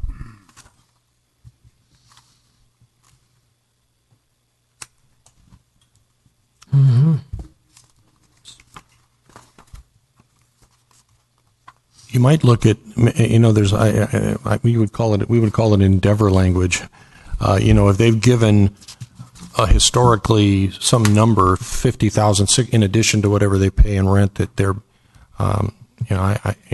it's like a labor agreement almost. You say you endeavor to minimum of some number that they contribute in addition to the rent. That they're going to endeavor. Now, depending upon how much money they get each year, that could change. But there's some good faith language maybe that you might want us to consider or put in an agreement. Well, there be good, kind of good faith money for more to come directly to the city in a way. I don't know. I also want to point out, just because I'm involved, is that they haven't listed their donations in the last 5 years to the Catalina Island Women's Forum or to the Rotaries there. But so I know for sure the Women's Forum is missing from here. So there could be other organizations or other things that they donate to that they maybe just forgot to put on here. So I think there is more money out there than. Was there anybody from the island, from this yacht club, that was going to show up tonight and pitch some kind of a? I think they felt they've pitched through all of the work and writing, the letters and whatever. Have we done a walkthrough of the facility to see what kind of shape it's in? Has anybody been out there? It's in great shape. It is. Yeah. It is in great shape. Yeah. We had an issue a couple years ago with the sewer, but they remedied that. They fixed that, right? Yeah. put a new tank in and a pump, plumbing. Yeah, they did a good job of this. So on these repairs and capital improvements, have we ever seen any numbers on that, or exactly what was repaired and what is repaired or what wasn't? I'm assuming that 2015 was probably the pilings and stuff like that. I don't know. I think it's 2014. Did they ever show anybody any paperwork on that? I have not seen that, sir. But I don't even know, does the agreement even say they have to show those kinds of reports to us? I don't know. Well, they're saying they're spending all that money, and it'd be nice to know exactly, exactly where it's really going and what they're really doing. I thought we made a request for that, didn't we, last time we were talking about this? I think they've given you the gross numbers, the aggregate numbers, as opposed to the maybe the detailed of pilings. The pilings were replaced, so that is associated with the number of we replaced them on. Well, we will soon, probably at the harbor in the pier. So there's, but I don't have the specific number per piling. I know the Tuna Club's just getting ready without jumping. They're getting ready to have to do this right now, which is why it's triggering this Coastal Commission question about public access. Well, we can pull those numbers, or we can find out what numbers, if that's would be something you want us to do. I guess when you use that word endeavor, I would endeavor that they at least do that an average of $60,000 a year, because it's kind of like feeding the deer. Everybody's getting used to it, and the SCIF is doing a great job, but they can't. But I think that is in the lease, isn't it? There was a provision, and we don't have the lease in front of us, but there was a provision in the lease that there was an amount of money that was donated. So that's already in the lease. Okay. And then the base rent goes up by CPI. Yes. Yeah. So, and I think we've already negotiated. They are asking for 33. We're negotiating at 23. So I think we've come down a little bit on that. I mean, the provision, they have to donate a certain amount every year. It's in the lease. So with this new lease, if we give them a new lease, we could actually make that higher if we choose to do so. Would that be a term? I mean, is that a possibility? Yes. Would be in the new lease. The other one, this one's already done. Yeah, the entire lease really should be rewritten. It's what's happened is it's an amendment to an amendment, and really the whole lease, the entire lease, although it's it looks well written. I'm not a lawyer, but it looks well written. It's clear that it probably should be incorporated into one document. Everything's right there. So, but any provisions that you would want strengthened or enhanced, you could certainly direct that we do that. But we're being able to enhance that a little bit with the new lease. Wouldn't it do some I would like to enhancements? see that. I mean, you raise the provisions a little bit. We can't do the ones that we're on now, because that's until 2020, right? No, actually, the way I would imagine the negotiation going is that in order for them to extend the lease, the obligations in terms of rent and charitable contributions start immediately, not at the end of the current lease. Not at the end of this. Right. Okay. No, we would negotiate for them to start. For them to do that right now, so we could incorporate that now. So it'll As start consideration now for extending the instead of 4 lease. years. Right. Does the audience like to say anything? Janny Hall from 334 Clarissa, formerly of Mooring 260. So I'm familiar somewhat with the prices in the harbor and the facilities, but I would just like to point out that the rent on the yacht club is about that of a one-bedroom apartment.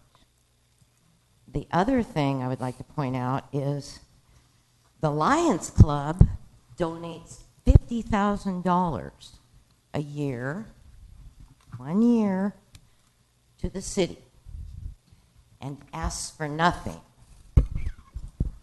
And so I would just like you to take this into consideration, that perhaps the city could enjoy some more income from one of its pieces of property, one of its very few pieces of property that is of, some value.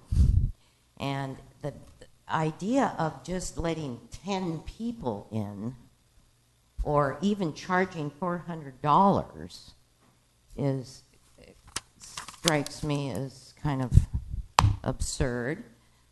Every nonprofit organization should be able to use that in the off season with, not having to know a board member, not having to be approved by the manager, just to be able to use it because it does belong to us. So I'm just a thought that for your consideration. Thank you. Thank you, Jenny.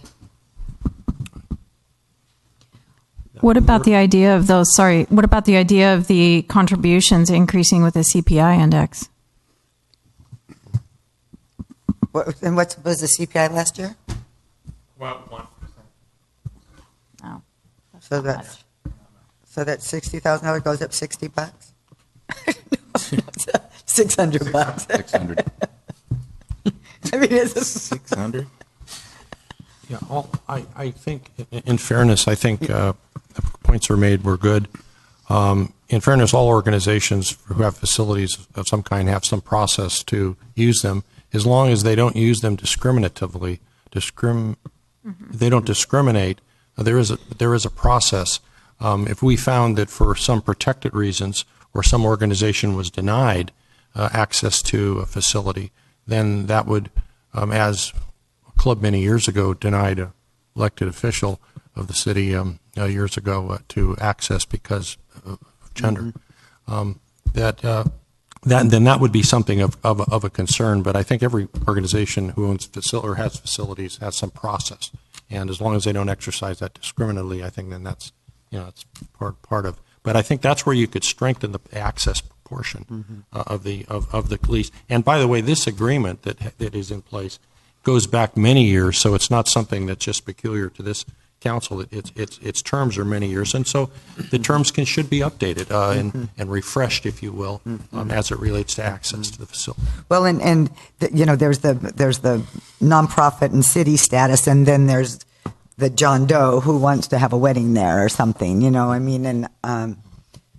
so differentiating those instead of all putting us all under the same umbrella might be a nice thing. Yeah, and it might be for city sponsored. And I guess the thinking was, as I was reading that provision, that I know in some leases that I'm familiar with in other places, if it's a city sponsored activity or it's a city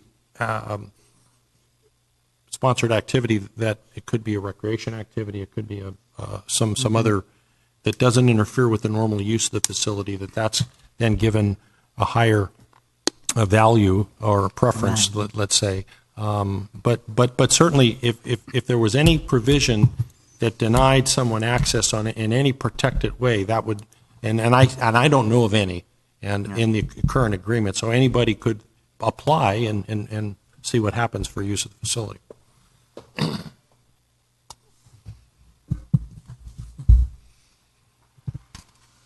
So let's say we did, somebody rented this facility out and they made a restaurant out of it.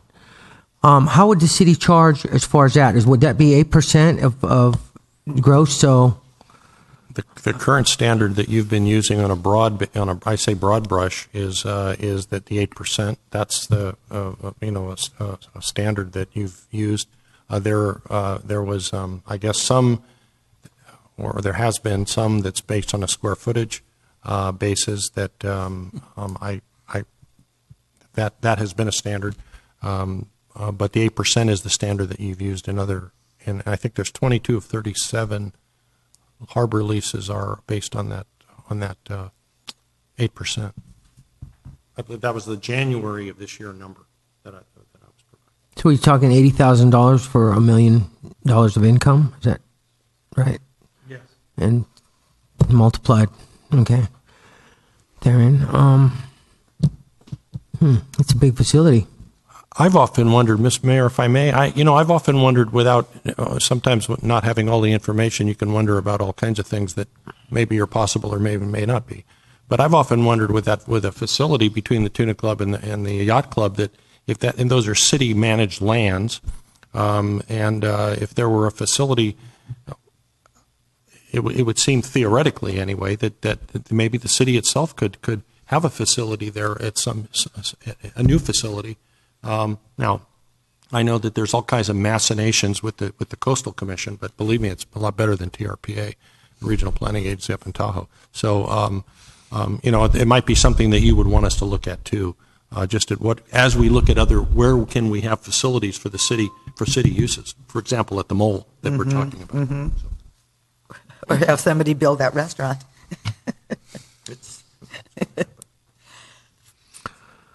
Comments? Other comments from the community?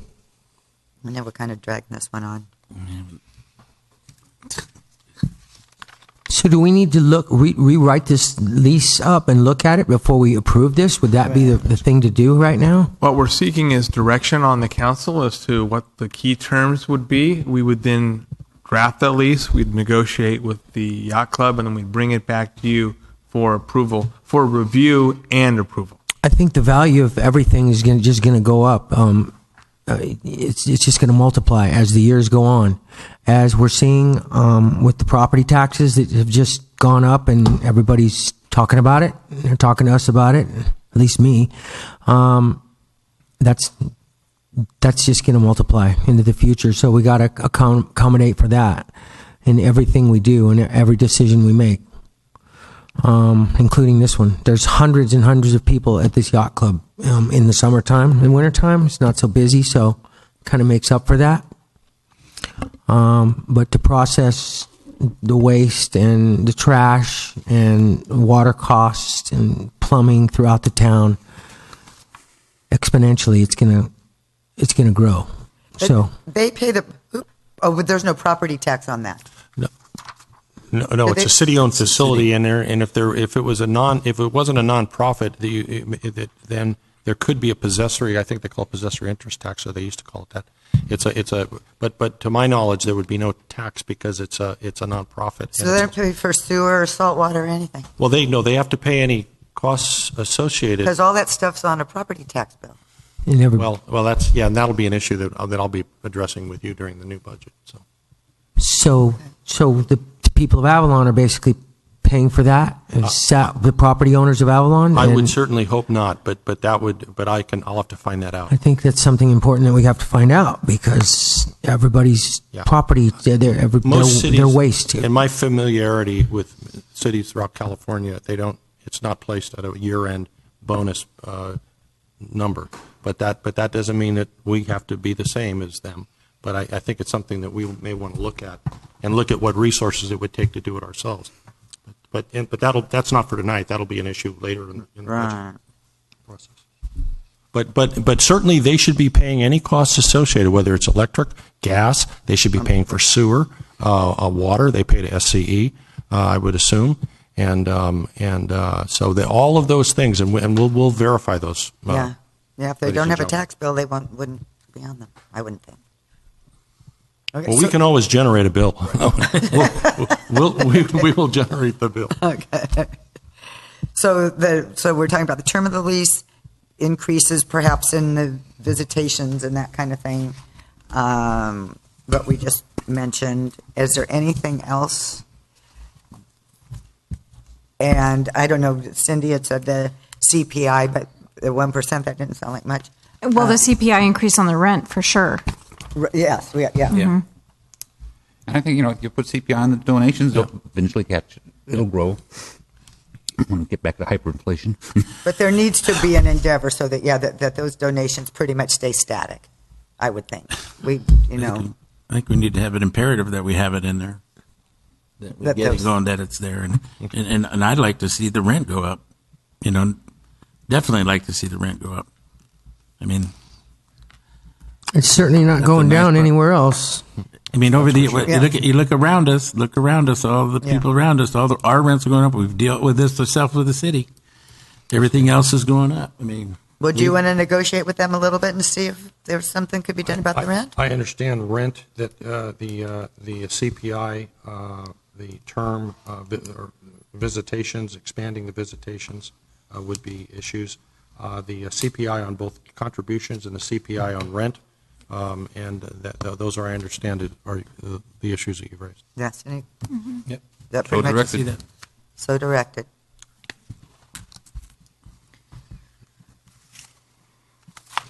Okay. We discussed that. Item number 6. Oh, wait, are we supposed to hear from Dennis too? Oh. Dennis is number Oh. 7. I don't have any. What did you say is number 7? There's no written staff. That's why I'm confused. what the heck? That's on the freshwater. Okay, and real quickly, Joseph, Councilman Sampson wanted me to allow him to give his Yeah, my announcements? his Yeah. council member. Yeah, would I Before do Dennis that? talks. Yes. Can I do that now? Should I? Yeah. Okay. Let's see. I attended the hospital development meeting. That's on Thursday. That was on Thursday, October 27th, and that was the first meeting. Mayor Pro Tem Olson was there as well. We're trying to build a new hospital, so we're working on that. I also attended the VA community outreach meeting. So we had members of the Veterans Administration come over, and we're trying to fortify the health care for veterans in Avalon. Also, because of this, the Catalina Island Medical Center was able to reach contracts with the VA. So that is a good thing for our hospital and for the future of the veterans in Avalon. So we're trying to make it simpler, more understanding, more consistent, and better health care and outreach for the hero veterans and residents here in Avalon. Let's see. Okay, I did ask Scott Campbell, and he got back to me on the estimate for drilling wells here on city property, and he broke down why it was $2 million, and I received that information, and I have the breakdown. I wanted to say that people have reached out for me a little bit, and also myself. The dinghy dock situation in the harbor. I don't know if the harbor master's here, but there's one dinghy dock open for all the dinghies and the small boats in Avalon, and it's not efficient. There's only one open overnight. So there's one. On both sides. Oh yeah, that's right. There's 2. Okay, there's one on the other side, but they're both full, and they're both very impacted, and there's damage that's being done to the boats because they're so impacted together. So maybe we can look at that. That could be a problem for us, and we got to try to expand that. I know it's a huge responsibility to have more dinghy docks open, especially this time of the year when the storms come up. So maybe we could talk to the harbor master about it and see what we can do there. And then also a resident gave me some input on the first large moorings that are right out in front of the harbor. Maybe we could have some solar lights on those, just slap a solar light on each one of them, because I guess people have run into those. It's really black when you come out of the open ocean at night. Actually, I've experienced that the last few nights when I was lobster fishing, coming in, and those moorings are dark and you can really easily run into them. It'd be really easy. They're like the same solar lights that we have on the dinghy docks. You just put a little marine epoxy on there and slap one on there. It's not a big thing, and I'm sure we can get somebody to even donate those. Something else here. I never heard back from maybe Dennis about the casino dock, the engineering and the surveying about the property. I know that apparently, supposedly, the island company owns that, but we haven't seen any paperwork for it. So we have the survey has been taken, has been done. Is it completed? The surveyor, I'm told, is, and Dennis can correct me, the Director of Public Works. The surveyor is now compiling the data and will have a report by the end of the week. Oh, okay. Great. Thank you very much, Dennis. I figured you guys were on that. That's kind of important. Okay, now I wanted to ask: has the public's concern been mitigated about the zip line maintenance negligence, the accident that happened when the Island Company was up there doing maintenance on the zip line and somebody almost got their head cut off? A member of the public here. There was no spotters, there was no signs, there was no heads up to the city.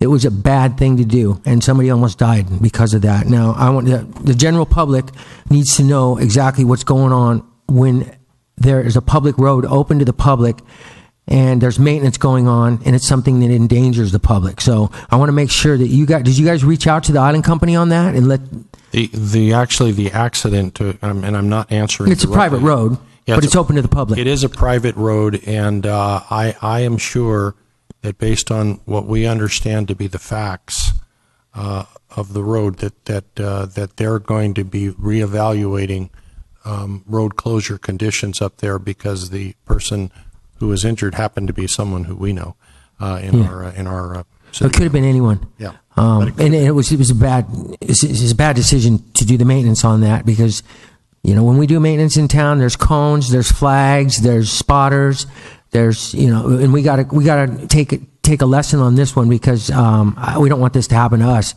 But that was a bad deal, and someone could have died on that. And we got to make sure that we know when they're doing maintenance like that, so that members of our community aren't put at risk. Okay. Well said, sir. That's okay. We agree with you. Thank you. Okay. Where are we with the Vaughn's conditions of appeal? Have they had any conditions of approval met? Have they met any conditions of approval that you know of? Not one? Well, they have to meet all conditions of approval before they can begin work. I believe the property has transferred now to to Vaughn's, so that's one thing. But now they have to meet all conditions before they can start work on the project, and that's all. I know they can. I know they have to meet most conditions, probably 95% of them. Some of them we're going to have to adjust after the building is built. That is, if the building does get built, because at this point right now, I haven't heard anything from anyone, and we could go into 2018, and this thing could just go back to the council again. If they don't build, if they decide they're not going to build the store, I don't know honestly, I don't know what's going on. I've heard that the groundbreaking will take place after the holidays. They want to get through Christmas and New Year's, and then they'll have it in January, and they'll start construction around there. That's when they probably plan to be done with all the requirements. Okay, because there isn't going to be any groundbreaking unless these conditions of approval are met.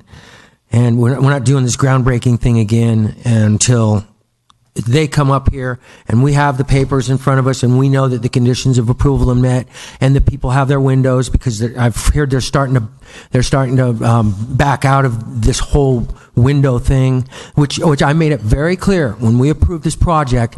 People in the surrounding area were going to get windows. Okay, I didn't say they were just going to get one on the front and one on the side, or whatever is affected by the noise, by the noise pollution, by the trucks and the traffic. Those houses, those homes, and it's easy to tell which ones they are. You just have to drive it around the block.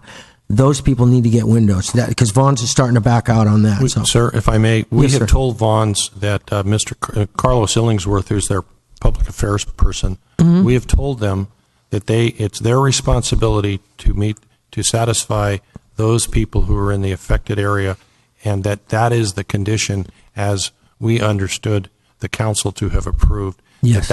That is the condition. And so come back when you've done that, yes. And then we can have an additional conversation. And it was not based on their noise study. It was based on what I said that night, on that condition of approval. So whatever their noise study is, to me, that's insignificant. It's what I said. This is the agreement we made. We sit up here and we made an agreement with Brian Bratton. He was right here. He said yes, because I basically said, if you don't want to do this, let's just vote on it and we'll go on. But he agreed to it. So I've encouraged, if I may, just as a point, because I know it's of interest, that by satisfying the noise conditions with the window replacements, it's going to, in the end, if they do it quickly, it's going to cost money, obviously, but it'll not then delay the project, which is itself a cost. So the best thing to do is get it through it, take care of it, and then move on, because time is money, And I think Mr. Illingsworth, in our last conversation, I think he understands it. Yeah, if you could encourage him to do that, that would be wise of them to do. Because if not, we might be looking for another supermarket here in town. Okay, so I wanted to ask you also, where are we with the Audit Company audit as far as the new projects that are going to be going on at Descanso Beach? And did we include payroll records in that audit? All I know is I received the information yesterday from them, and I've assigned someone to work with Amanda to review that information and get that done. Okay. So let's make sure the payroll records are part of that I just got audit. it yesterday. To mirror what Councilman Sampson is saying, I hope it's just not a 1, 2, 3, 4, 5, 6, 7, 8, 9, 10, 11, 12. Like I said, payroll audit, we want them to match whatever they're saying with their payroll records. And that's because we're going to get down to business here.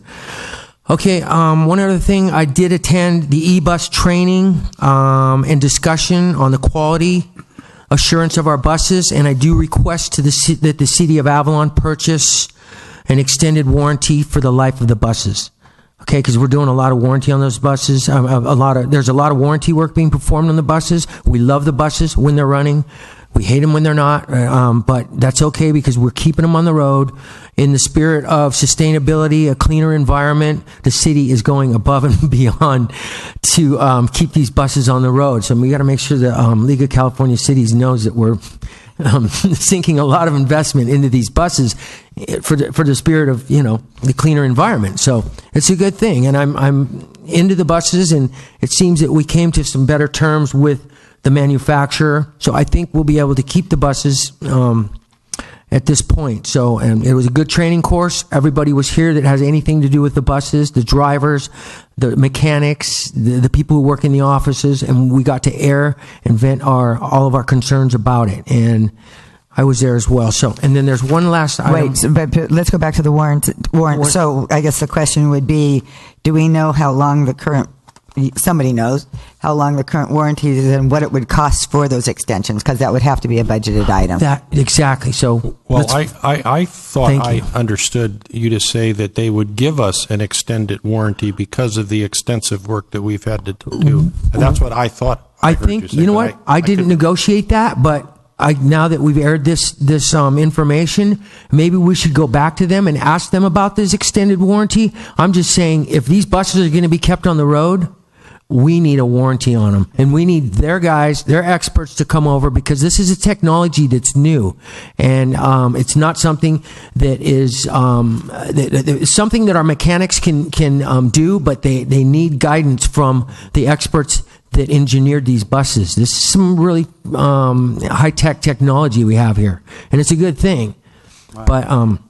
But if we're going to go out and pour some $35,000 worth of cement out here and buy a $150,000 building to house those buses and et cetera, so on and so on, the costs are going to be magnificent when this is all said and done. So we need those warranties for sure, or we ought to start looking into maybe trading these things out for some something more efficient,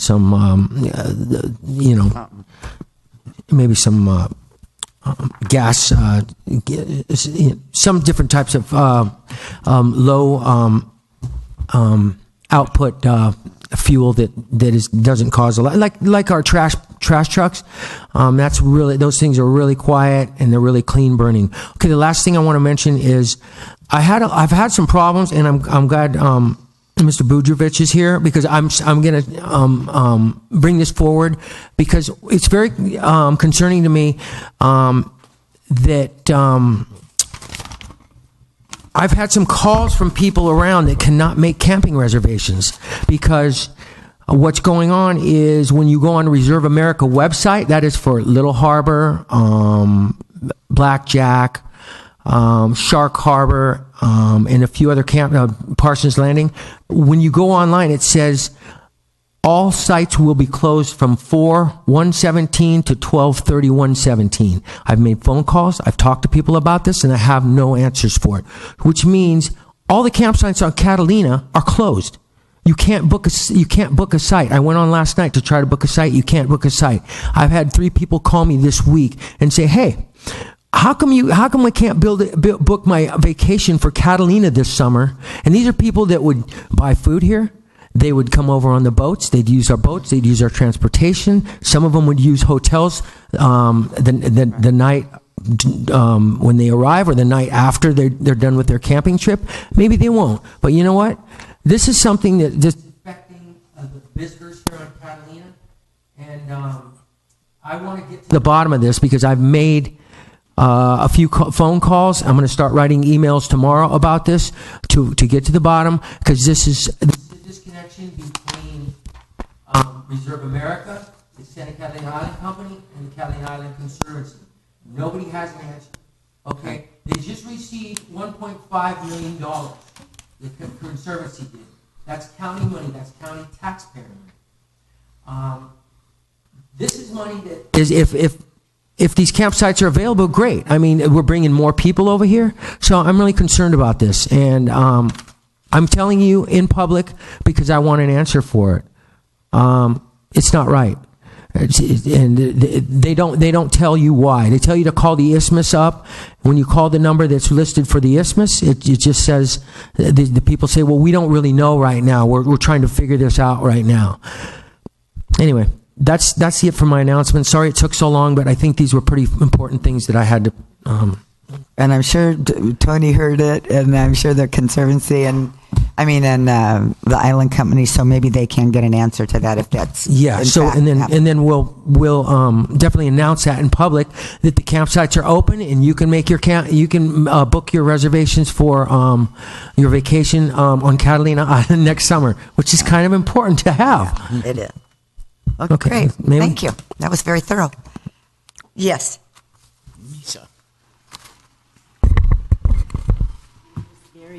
Disconjointed meeting.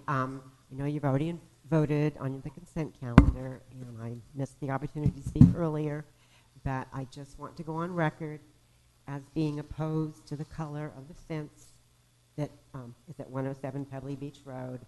I do not understand how a 20 by 80 by 12 foot high structure is being constructed on such a prime piece of bayfront without any visual renderings of the entire proposed project, and how something this size was approved without going before the Planning Commission.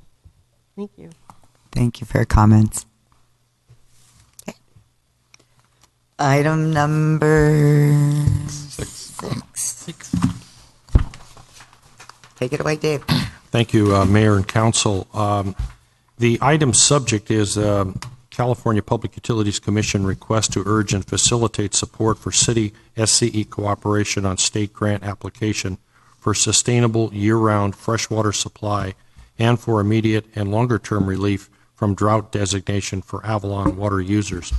The recommended action is to direct the city manager in consultation with the city attorney to seek the help, support, and direction of the California Public Utilities Commission in the appropriate manner prescribed by the Commission to urge support, provide advice, and direction to Southern California Edison to cooperate with and fully support the City of Avalon's priority request to the State of California for grant funds to build freshwater storage, construct new saltwater wells, and refurbish or replace existing saltwater wells to create a sustainable year-round supply of fresh water to Avalon. Secondly, if that wasn't long enough, secondly is to direct the city manager and the city attorney to seek a revision to the SCE tariff to decouple drought designations for Avalon from the level of the Middle Ranch Reservoir to one based on freshwater availability in Avalon. Number 3 is to seek the assistance of the CPUC to urge SCE to agree to water rationing waivers for hotels and businesses in Avalon in accordance with flexibility they already have in their tariff in recognition of the current water supply available to Avalon customers. This report is an update from your action of the council on October 18th.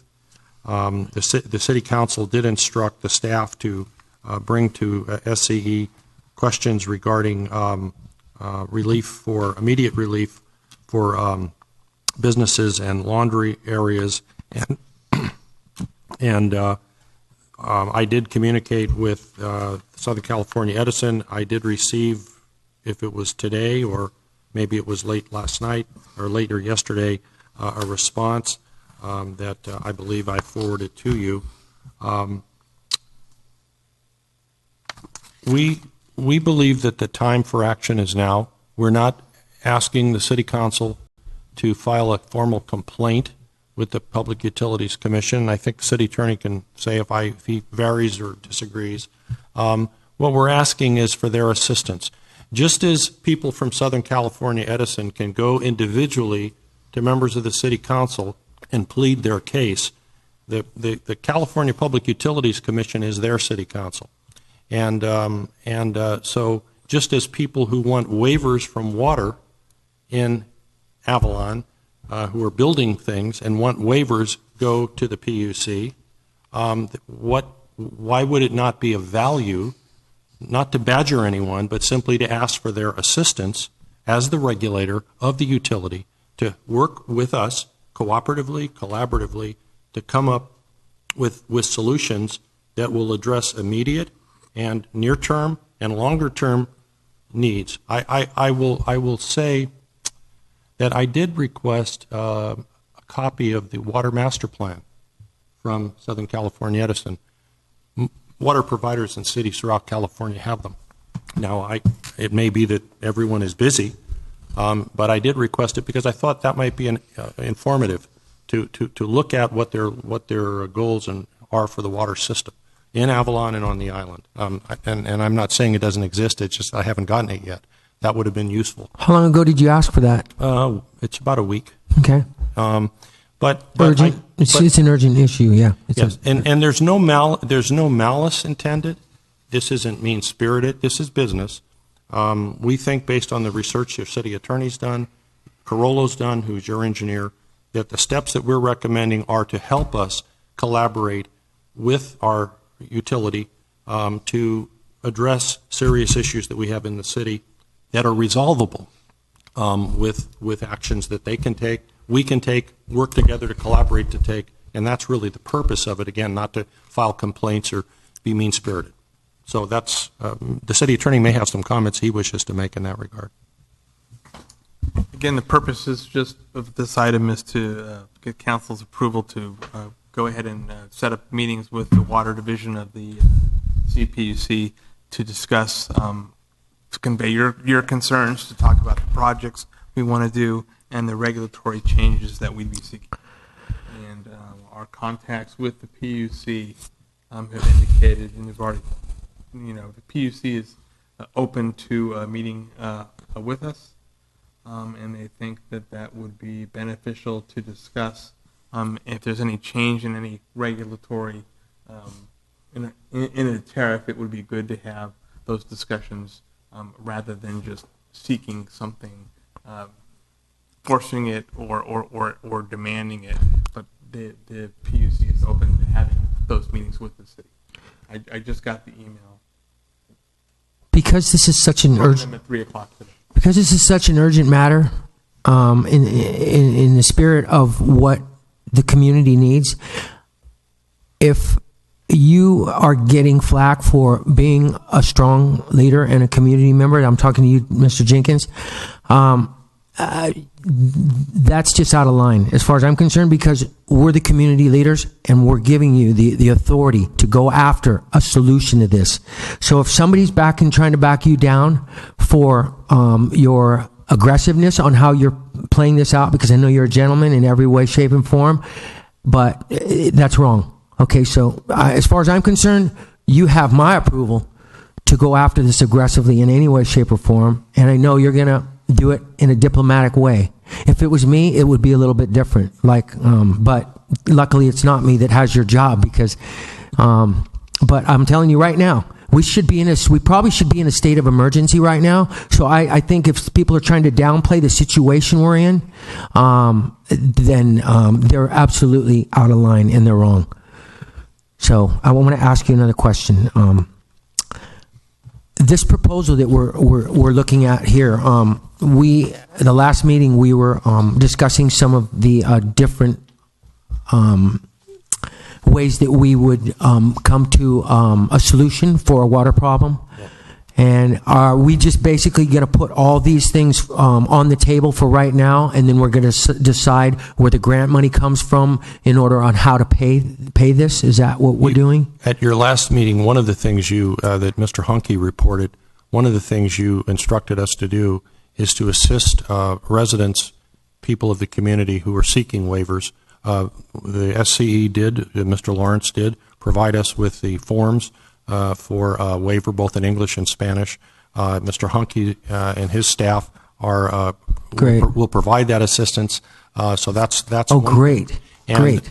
You did request that there be waivers under SCE's current authority, Southern California Edison's current tariff, to businesses and establishments that clean people's clothes for waivers, and is that something that they would consider? And if I've read correctly, and I can be corrected if I did not, that for reasons that they've explained in communication that I believe I've sent you, that they would rather wait until they have more information from study that they are undertaking now with Mr. Van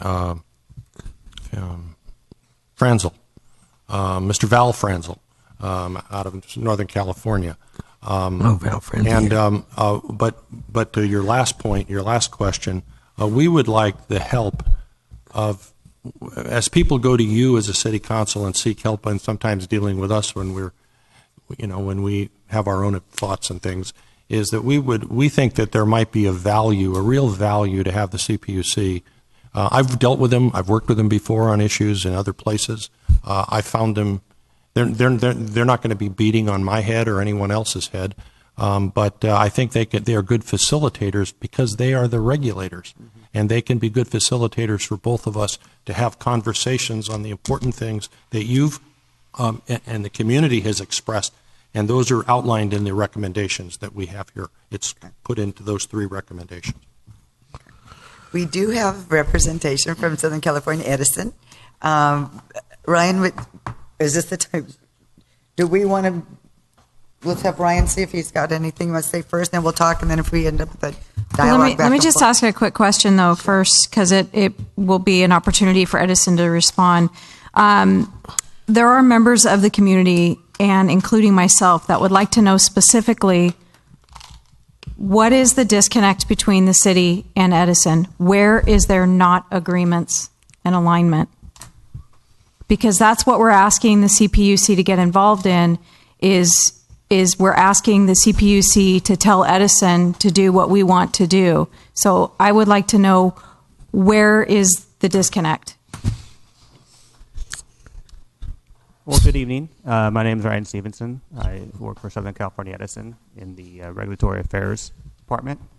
So thank you for having me here tonight. I'm happy to be back and address more questions regarding the regulations and working with the PUC and to answer the questions that were just posed. Regarding the question that you just asked in terms of where there may be the disconnect, the first thing is we have an obligation to serve all customers. And so I think one of the things that we've met with the city that they've made clear to us is they believe the focus should be on Avalon customers. And we don't necessarily disagree with that, but we have customers beyond Avalon that we also serve, that we also have to look at in terms of what are the best projects for all of our customers.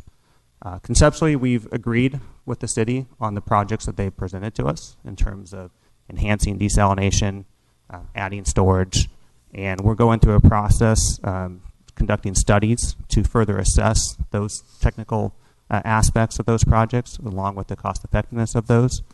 And we expect that study to be done, I believe, in December. And so the output of that study, we anticipate to be the input into the grant funding proposition. We believe that we've wanted to work with the city with their consulting and partner with them, with our consultants, so that we could share resources and come up with the best solutions. So conceptually, we have the same objectives, which is to enhance water supply, increase storage, to be able to better serve our customers during the drought. And we've met on, I believe, 2 or 3 occasions, had a couple conference calls, and we're working through the process of completing those studies so that we have better information to make better informed decisions on what set of projects that we should propose as part of not just only grant funding, but those that we may undertake beyond just those that we submit for grant funding. Does that answer that question? If I could answer that on behalf of the city, I think that there are 3 areas of disconnect.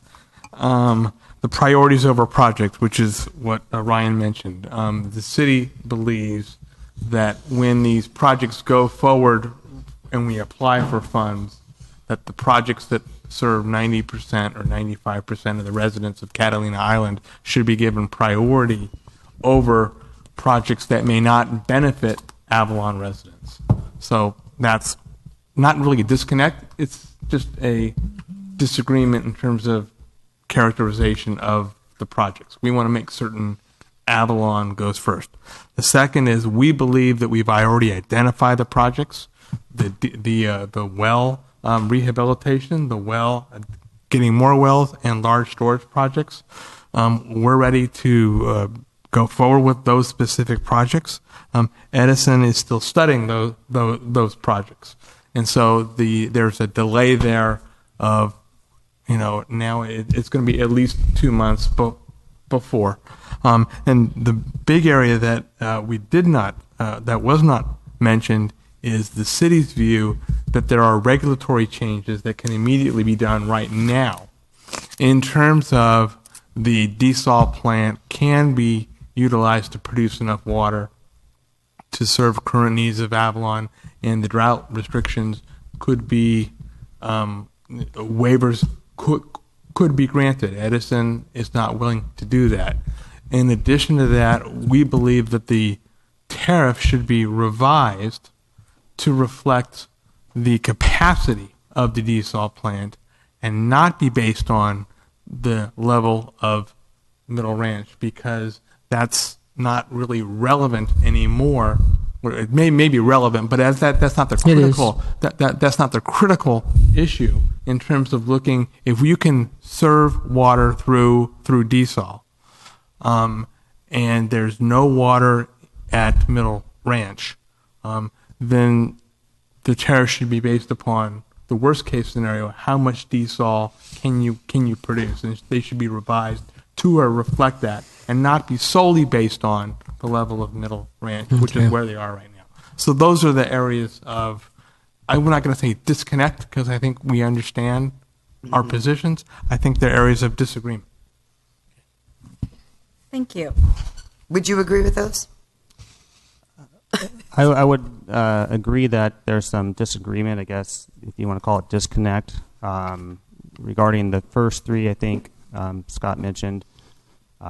So we do have a responsibility to serve all customers, not just customers in Avalon, and we treat all customers equally in terms of the need to serve all of them. Second, in regards to, we don't disagree that we're going to need more desalination production, and we're looking into that. We believe that's going to be a top project. We don't disagree that we believe that we're likely going to need more storage. We're not certain what level of storage, whether that's 200,000 gallons, 500,000 gallons, 1 million gallons. I think the city has represented that they like a 2 million gallon storage. Those are technical assessments in terms of supply, demand, cost effectiveness, all those things that we need to look at. Beyond that, we also need to look at the existing Plant 1, which has been in service for decades. And so if we put in new wells and we put in a storage and Plant number 1 can't produce water, well, then we put in new wells and new storage that we can't produce water towards. And so that's all part of this technical assessment that this desalination expert that we hired is undergoing. So we want to make sure that we can reliably produce additional desalination water at the most affordable amounts. And so all of that needs to be assessed as part of this analysis. Regarding, I think, beyond those 3 that Scott mentioned, talk about the tariffs. We don't believe that we need any changes in the tariffs because when we filed for activation of stage 3, we requested and got approval for flexibility to change the rationing levels based on the different systems that we serve, the different customer classes, any number of factors. Where tomorrow, if we had information that suggested that we could serve, whether it's Avalon or another system, at a lower rationing percentage, we could change that percentage without having to go back to the commission and getting approval for that. So we have the flexibility to change rationing percentages. As I stand here today, we could do that. Regarding how we set the 40% rationing level for customers within Avalon that are connected to the desalination system versus 50% for all other customers not connected to the desalination system, we looked at a number of factors. We took into consideration the capabilities of the desalination systems. And as anyone knows that operates any type of system, those desalination plants cannot run continuously 24 hours a day, year round. So they have to be taken offline for maintenance, whether it's planned or unplanned. We've had situations in the past where Storm Maria, that I think you guys are all familiar with, other incidents that have taken down that system for upwards to a week. And the demand that the users in Avalon that are connected to that system is significantly greater than the demand of customers that are only connected to the Middle Ranch wells. And so a 1 to 2 day outage is like a month supply or a month's worth of usage for customers that are just supplied by the Middle Ranch wells and not connected to the desalination system. And so, over the peak summer months, it's upwards to over 300,000 gallons a day in terms of what the consumers in Avalon that are connected to the desalination system use. Outside of the peak summer months, it's averages plus or minus around 200,000 gallons a day. That's a monthly amount of usage for those customers that are not connected to the desalination system that are served by the Middle Ranch wells. So we're going to have outages where we're going to have to rely on water from the Middle Ranch, essentially water from the Middle Ranch wells to serve Avalon. And so that's part of the consideration that we took into account in terms of setting a lower level at 40%. We also set that level based on what Avalon customers have been able to realize in Stage 2. I think you guys know this, that ever since Stage 2 has been in effect since August 2014, we've achieved 40% reductions in water use. And so this is a level that has been achieved by the majority of customers. In fact, I assume that some have probably achieved more, some have probably achieved less, and we're going to try to get everyone up to that 40% level.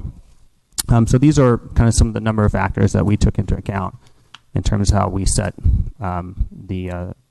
limited the rationing in Avalon to 40% as opposed to 50%. So we don't think it's warranted at this time to provide across the board waivers to any customer group within Avalon when we have a very sound variance request process where we processed over 1,200, 1,300 variance requests since activating Stage 2. We've seen a lot less since Stage 3 has been activated over the same time period. So I think we're in about 8 weeks now, 7 weeks since Stage 3 was activated on September 6th. If you take that same time period when we activated Stage 2, we had initially, I think, 400 variance requests on Stage 2, and more recently about 143. And we've been able to assess those, and we've been able to satisfy approximately 50% of those requests by just reallocating across months. So we've been able to achieve satisfaction of our customers in terms of what they requested without having to increase water. And so that process is set up so that if any customer, whether it's hotel or laundry, has a request, they can submit that variance request, and we will review it, we'll assess it. We have teams put in place that go through that. Oftentimes we may ask for more information and work with that customer to see how we can satisfy them. And so we have a process in place. And so we don't think it's, at this time, it's warranted to grant across-the-board waivers without some type of request with some documentation some facts that support it that we can assess and look into. Can I just clarify? Maybe a twofold question.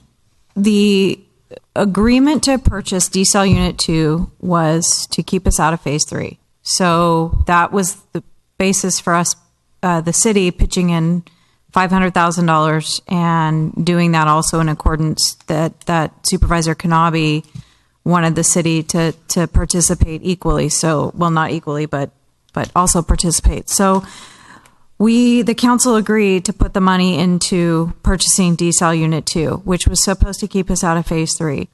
So that didn't happen. We get desal Unit 2 up and running, and 2 months later, we're put into Phase 3. So the question is, why, first of all, did we end up going into Phase 3 when the agreement to buy the desal Unit 2 was to keep us out? And second of all, if you could help clarify when you're saying that you can't run a desal unit 24 hours a day.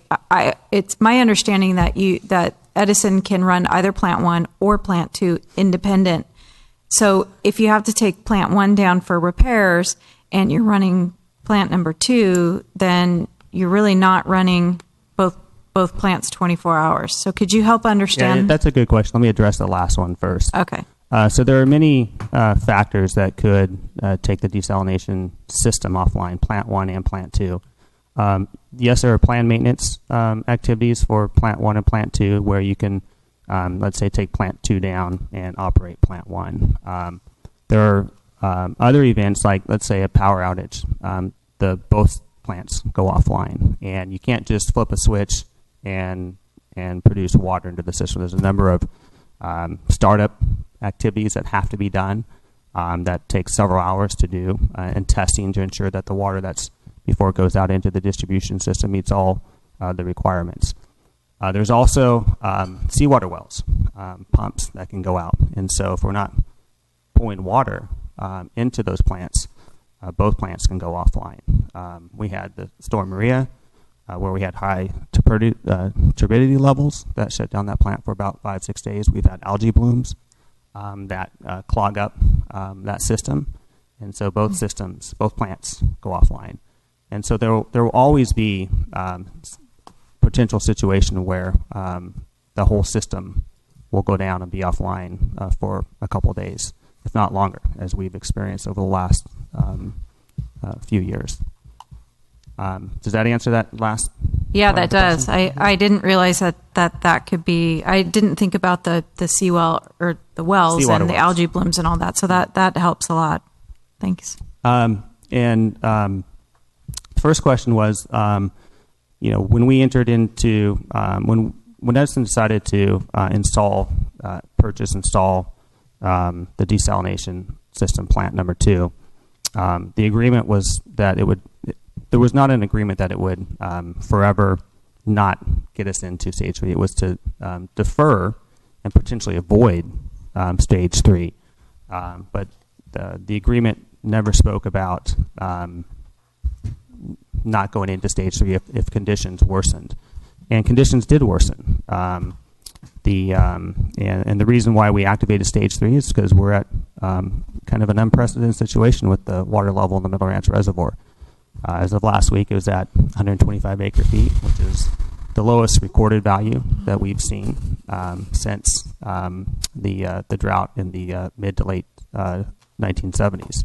We believe the Middle Ranch Reservoir at that time got down to about this level, and during that period, we didn't have any desalination capability. And so it was important to activate higher levels to preserve, actually critical to preserve those groundwater resources, so that we can defer and potentially avoid even higher levels of rationing should the drought continue. And we're working on a number of projects, as I think you guys know, in terms of those for grant funding, so that we can get more sources of water, more storage. And even beyond that, we're working on a number of initiatives that we're hopeful to move forward on in the next couple months once those studies are done. Mayor, May I just make an observation? The gentleman's been very articulate in his comments. First, the gentleman spoke about that there's a flexibility in the existing tariff to grant waivers, but while acknowledging that they're in stage two, that there were waivers, that in stage 3 there have not been. So what I don't misinterpret, but it says that there's a decision based on your request was, could you grant those waivers? And what we've heard is that you have flexibility, but you will not do that. That would be a good topic to have a discussion with the regulator, the PUC, and us in a collegial manner. The other thing is that if 90% of the system use is in Avalon, and by not fixing the system, we're drawing down on Middle Ranch when there's not, it would seem that you fix the major part of the system first, because that takes pressure off, particularly if you get grant funds to build a Hamilton Cove line, or in some other method you build it, it takes pressure off the rest of the system. So that's why I think we're suggesting that the decoupling is something that we need to discuss with the regulators and Edison. But you take care of the major problem first. If the ship is sinking, you fix the hole that's causing the major problem first. I'm probably get these analogies wrong, but you're not repainting the deck up on top, and that's with no disrespect, that's just the analogy that I think of, and that's why I think that nothing that we're asking you to do in engaging the Public Utility Commission harms them. We're not asking them to force them. They're simply asking them to meet with them and us to have a conversation as the regulators on the things that you have requested, the community has requested, and that's the approach that we think would be helpful to all of us. And the reason that we're asking for the council to do this, it's one thing if just staff goes on its own, but we believe that if the council directs this, that will carry more weight or information for the CPUC. And the last thing that I would say, well, it won't be the last. It won't be the last thing. I'm sorry, but just to kind of put it in a perspective, in the 1970s, the Middle Ranch was at the same level it's at now. You were at stage 3, and you didn't have desal.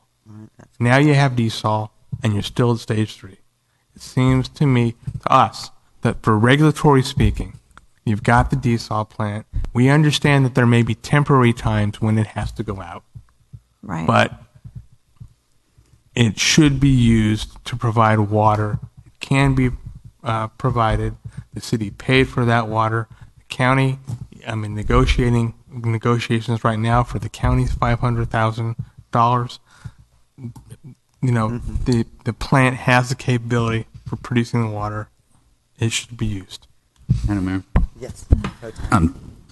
One difference between now and 1970 is our population is doubled, but that's beside the point. Almost tripled, yeah. Yeah, that's true. I think, to me, we have a cart and horse issue. Yes, we have the desal, we don't have the storage. Yes, we have the desal, we don't have the pipeline to Hamilton. Yes, we have the desal, we don't have a pipeline to Wrigley. I think it's the wrong time to relax the rationing until we get the whole picture. The picture is production, storage, and delivery, and we only have one of those right now. We only have production, and we only have production from one of the units at full time, or both of them, brine. So I think we're a little bit premature in going to the PUC. I think we need to sit down with Edison and agree to a plan. And I'm not sure that's the wrong mic. Don't use that mic. Use that mic over there. I think we need to, amongst ourselves, come to an agreement. I'm not sure that involving the PUC right now is the right way to get there. I believe Edison's asked for some of our staff time, and I don't believe we've offered the staff time to them. Well, we have offered a lot of staff time. The question is on what projects were they working, and that's why the staff was withdrawn, because they were working on projects that potentially could compete with funding for Avalon And we did indicate to Mr. Lawrence in a recent communication that once we are aligned on our goals, that we're certainly, if we can find federal and state funds that are available to help the whole island, that would be fine. But our focus, all of you are paying for us. Our focus is right now to solve the 90% of the problem now. And so that's, and the other thing is, as a person who's managed 5 water systems in cities that are ranging up to 70,000, no, actually that one didn't have one, 40,000, 49,000 at the time, I want to see the water master plan, because the plans for the future, the code talks about, it talks about having the ability when they granted the tariff to the Southern California Edison, that it's supposed to be to provide a sustainable water source under all conditions. What has happened over the years is that we've relied on rain and we've relied on groundwater, but we don't have rain. The council in the 80s was wise by putting in the desal as an alternative, as an option to shore up that third leg. Unfortunately, I haven't seen the master plan, if one exists, for the water system, both in Avalon and on the island, to know what pre-planning has been done for this at all. So I think having the PUC, with good due respect, they're not going to beat up either of us. We're just going to have a conversation, and they happen to regulate many water systems, not just as Edison does one in this city.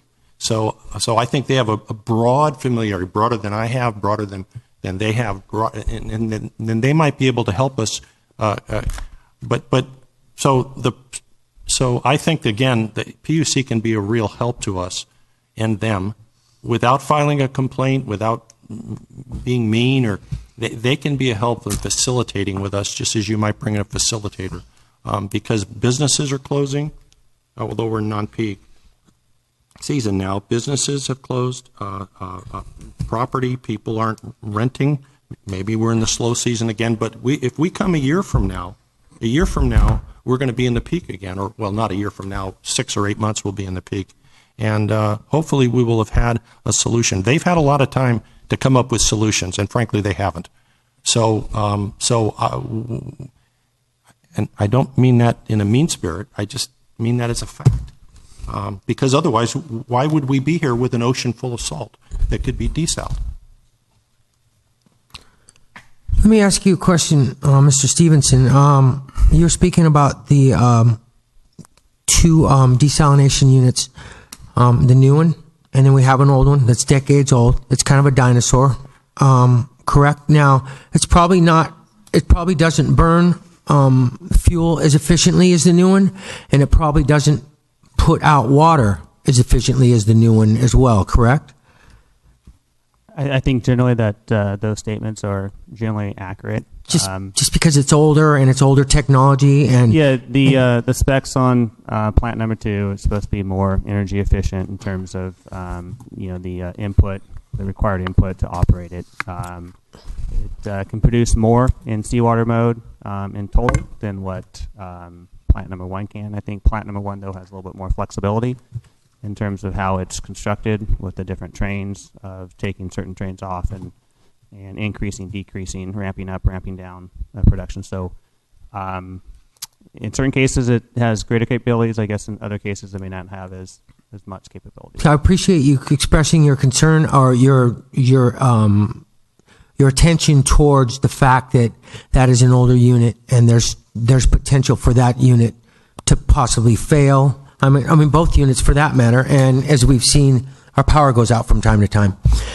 Because I'm concerned about that particular first desalination unit because it is older. It's like 2 or 3 times larger than the new state-of-the-art General Electric unit.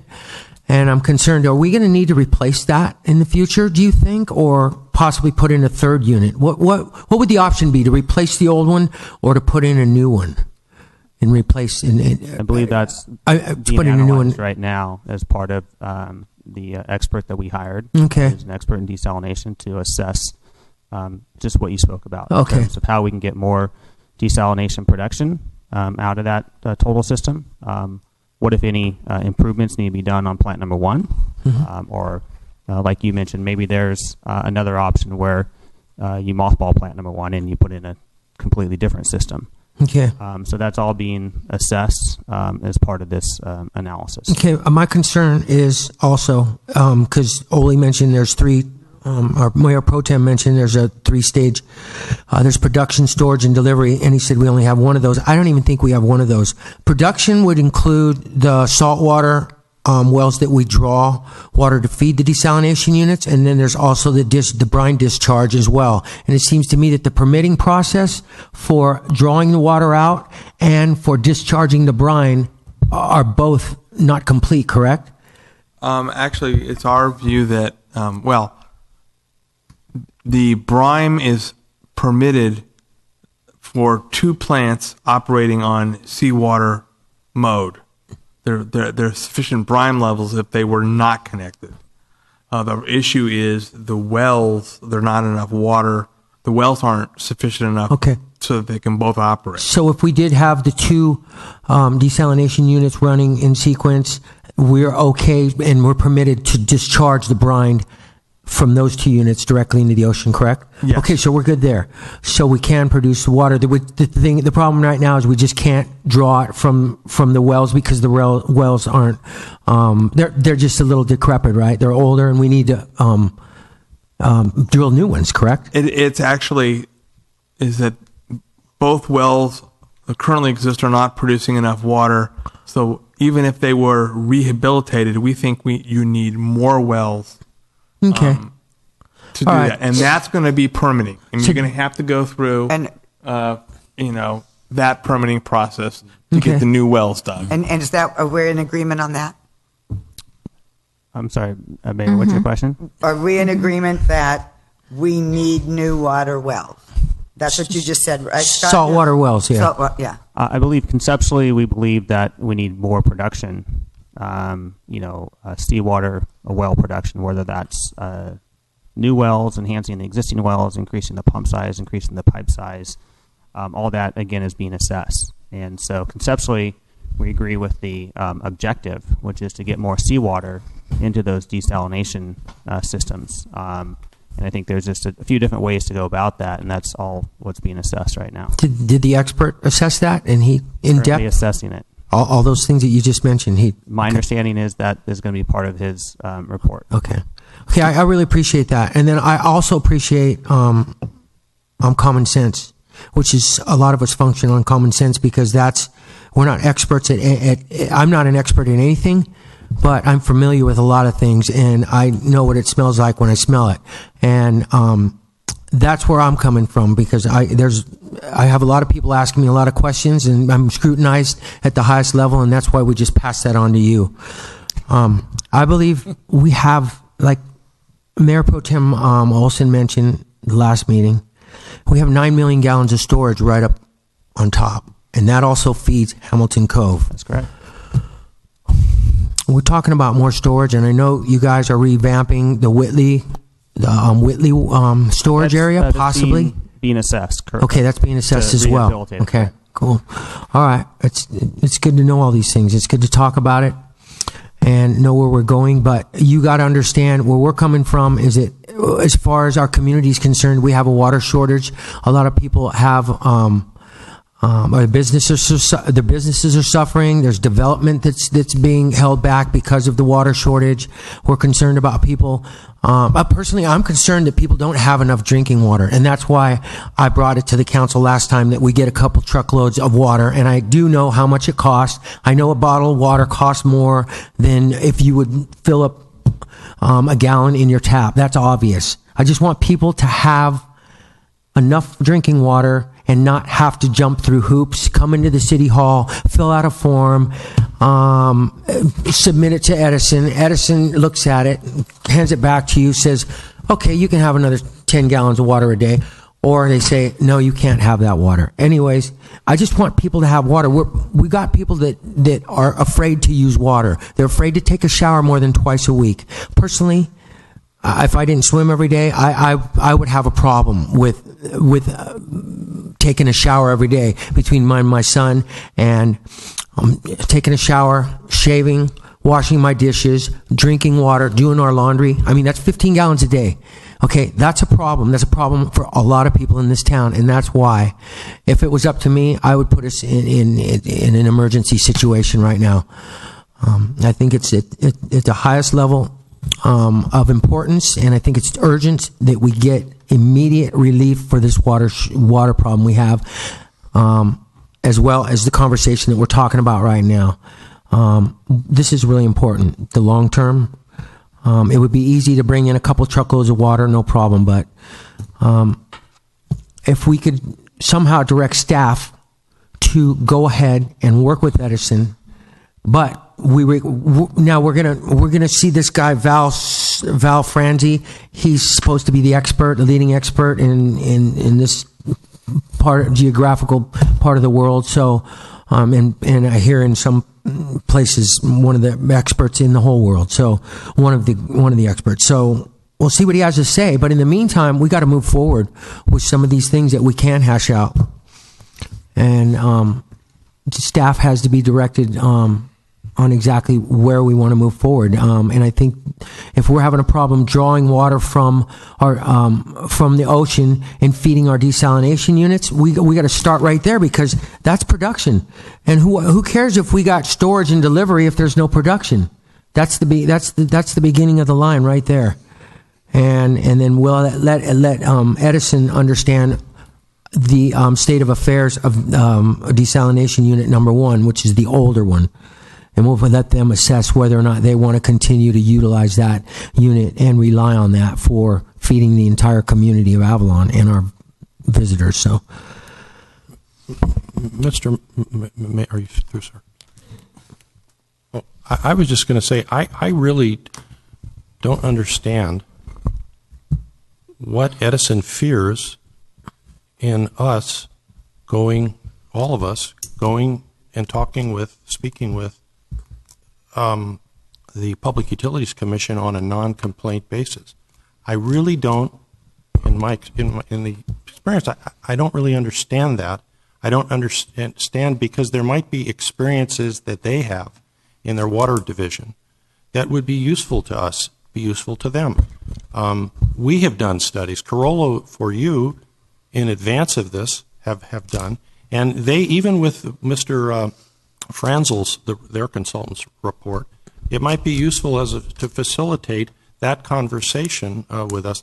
And frankly, again, I'll say I don't understand why they fear talking to the people who they regulate. It doesn't matter whether they fear that. We just have to do it. If I may interject. No, yes. Good. Go ahead. We have no fear. We encourage you, if you want to speak to the PUC, to go ahead and speak to them. I don't believe you've ever heard me say, don't go talk to the PUC. I update staff on a regular basis on where we're at with our rationing and plans we have moving forward, or collaboration that we're trying to work with the city on. And so they're quite aware of everything going on within our system and where we're at and where we're moving to.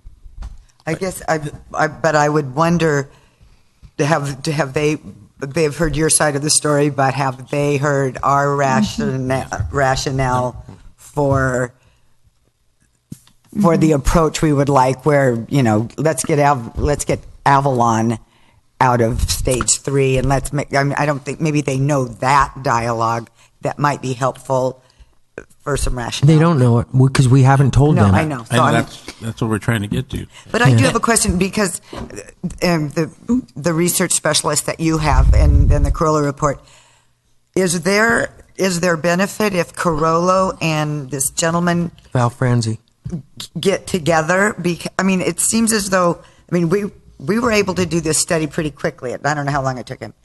Theirs is taking a little bit longer and perhaps a little more research oriented, because they might have numbers and things that we don't have, whether it was information we weren't able to acquire in a timely fashion or whatever. Because I know there's always, from the beginning of this thing, with the second diesel, we were told, and God, you'll remember the numbers, Oli, we were told we would get so much out of here a month and a day and a whatever. Well, that's not happening. So I think we're feeling rather frustrated, because if we would have been able to get what we were told we were going to be able to get, then we would have maybe the thing would be, okay, yeah, we do need that 2 million gallon tank because by God, we're producing this much water and we need to store it up. But I think we're feeling a little slighted or a little like, whoops, we didn't, like Edison now is going, whoops, we didn't know. We weren't told all the stuff about, you know, and this whole transparency thing. I don't think we were told all of the stuff could possibly go wrong with these two things together, and with the wells not being adequate. I don't think we were told any of that. Correct me if I'm wrong. So now when we get this information that we're in stage 3, because whoops, we can't produce, that's really frustrating, you know, and then here we are in stage 3, and again, we still haven't even addressed what Councilman Sampson talks about, is the short term, which is really making people crazy. So when these guys come up with some alternatives that we're going, yeah, because this other thing ain't working, and I don't know that you even have in your, and I don't want to say bag of tricks, but right, but you know, I don't know that you in the next 2 months can tell the community, because none of these solutions that you're talking about are going to be resolved by June or September of next year. Not a one of them. That's stage 4, okay, or whatever, because because if these things aren't going to pump, you're not going to be able to fix those wells anytime too soon. We don't have, so we're still looking at that inevitable stage 4 if it doesn't rain. And that's what needs to be worked on more than parallel, even more rapid fire. And that's why Joe is like, God, we just got to get some water here, you know? And I don't know that his solution is the answer, but it's going to be expensive. We know that. Yeah. I love your idea how we could get Carollo, if we could get Carollo and Val Franzi together. Carollo represents the city of Avalon. Val Franzi represents Edison. Get them together, and then we also visit the Public Utilities Commission, get their recommendations, and see, and just make a full-on assault on this, and then maybe get some drinking water for our community right now, because people need to just pick up the water. And they don't need the hoops to jump through. They don't need to do this process and the applications, and then, well, let's see if you're using too much or not enough. They just need to come up, pick up some drinking water, and take it home. Because right now, everybody's panicked to use too much water. No one can afford to get fined, except the big companies that don't mind getting fined, and they just use as much water as they want. So we need the drinking water, and then we make a full assault on the Public Utilities Commission. Let the recommendations of what our attorney has given us from their studies. And Councilmember Sampson, if I just may interject in answering Mayor Marshall's question from earlier, if we brought the 2 consultants together, does Edison believe that'd be beneficial? Absolutely. In fact, we recommended that to the city several weeks ago to utilize both of the capabilities of the city's experts and our expert, so that they can share ideas and talk through some of the technicalities of the data and try to get to the best overall solution. So and back to our going to the CUP and stuff like that. I mean, trying to be in the spirit of everything, trying to talk it out, which is a great idea. Okay, say we talk out, and time's a big factor here. We go there, we talk it out, we don't meet to agreement. So what does the CUP step back and say? Wait a minute, now you have to file a complaint to get things going. So why isn't the city just file a complaint now and cut through the red tape and just file a complaint with the CUP? Because you've explained that before. Tell us again. If we file a complaint or any action, we cannot talk to the PUC. Oh, okay. Without telling Edison. Okay. Right now, we can go ahead and we can pick up the phone and we can talk to them and we can have conversations with Edison and without Edison. Okay. Once we file something, then that stops. Yeah. We have been reluctant as your staff, because I think in earlier conversations a few months ago of engaging the PUC on a staff level without the direction of the city council. And so what I hear the gentleman saying is that he doesn't object if we're asked to meet or discussed the issue with the PUC. He encourages it. And by the way, we have shared whatever reports they are available. They generally are online from Carollo that are already available to our friends at Edison. And so I don't hear an objection now, and I've now corrected in engaging them. And my own experience with the PUC is, it's not as broad on maybe as some, but it's broader than others, is that if they hear, that they can best help us when they hear the full story. So they hear part of a story, not that it's well intentioned, it might mean well, but hearing the full story from both parties, they can be then good evaluators and maybe even good arbitrators in coming up with a solution as the ultimate regulator of a private utility. That doesn't mean we'll be happy necessarily, and it may not mean that they're happy. But I don't know what I don't know that there's any downside to at least having that conversation. So are you proposing that the city and Edison go have a sit down with this? That seems like that would be better. Well, if I may, what they have said is they already have conversations because they're already briefing them. We just like an opportunity with your direction do the same. Is just and then to bring us together if they wish to. That would be great. Right. I mean, it's just we're not saying the only conversation would be with the city. We at least want to have one conversation with them. Or maybe more. Yeah. And then there could be other conversations that develop. Right. That's the direction they want. I think that's a good thing, but I would like to, because I do have a feeling because I don't know where Carollo gets his information, but if a lot of it was given by Edison and he walked the plant and he saw whatever, I don't know. Correct me if I'm wrong. I don't know Mr. Carollo, if that's even his name.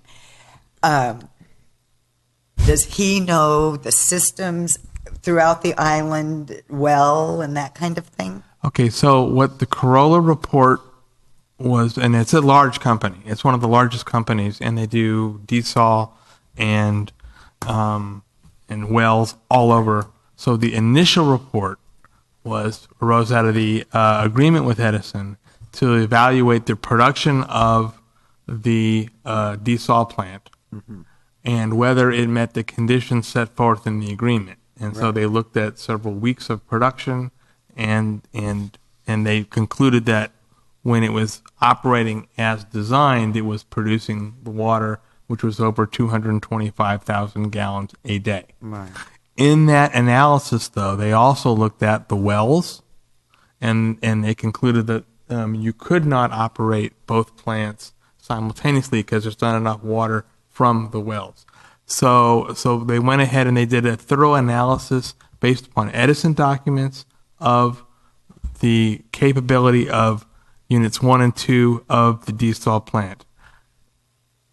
In addition to that, we worked, our firm, in talking with the state, came up with some other solutions in terms of, okay, if you have more water, what are some other options in terms of more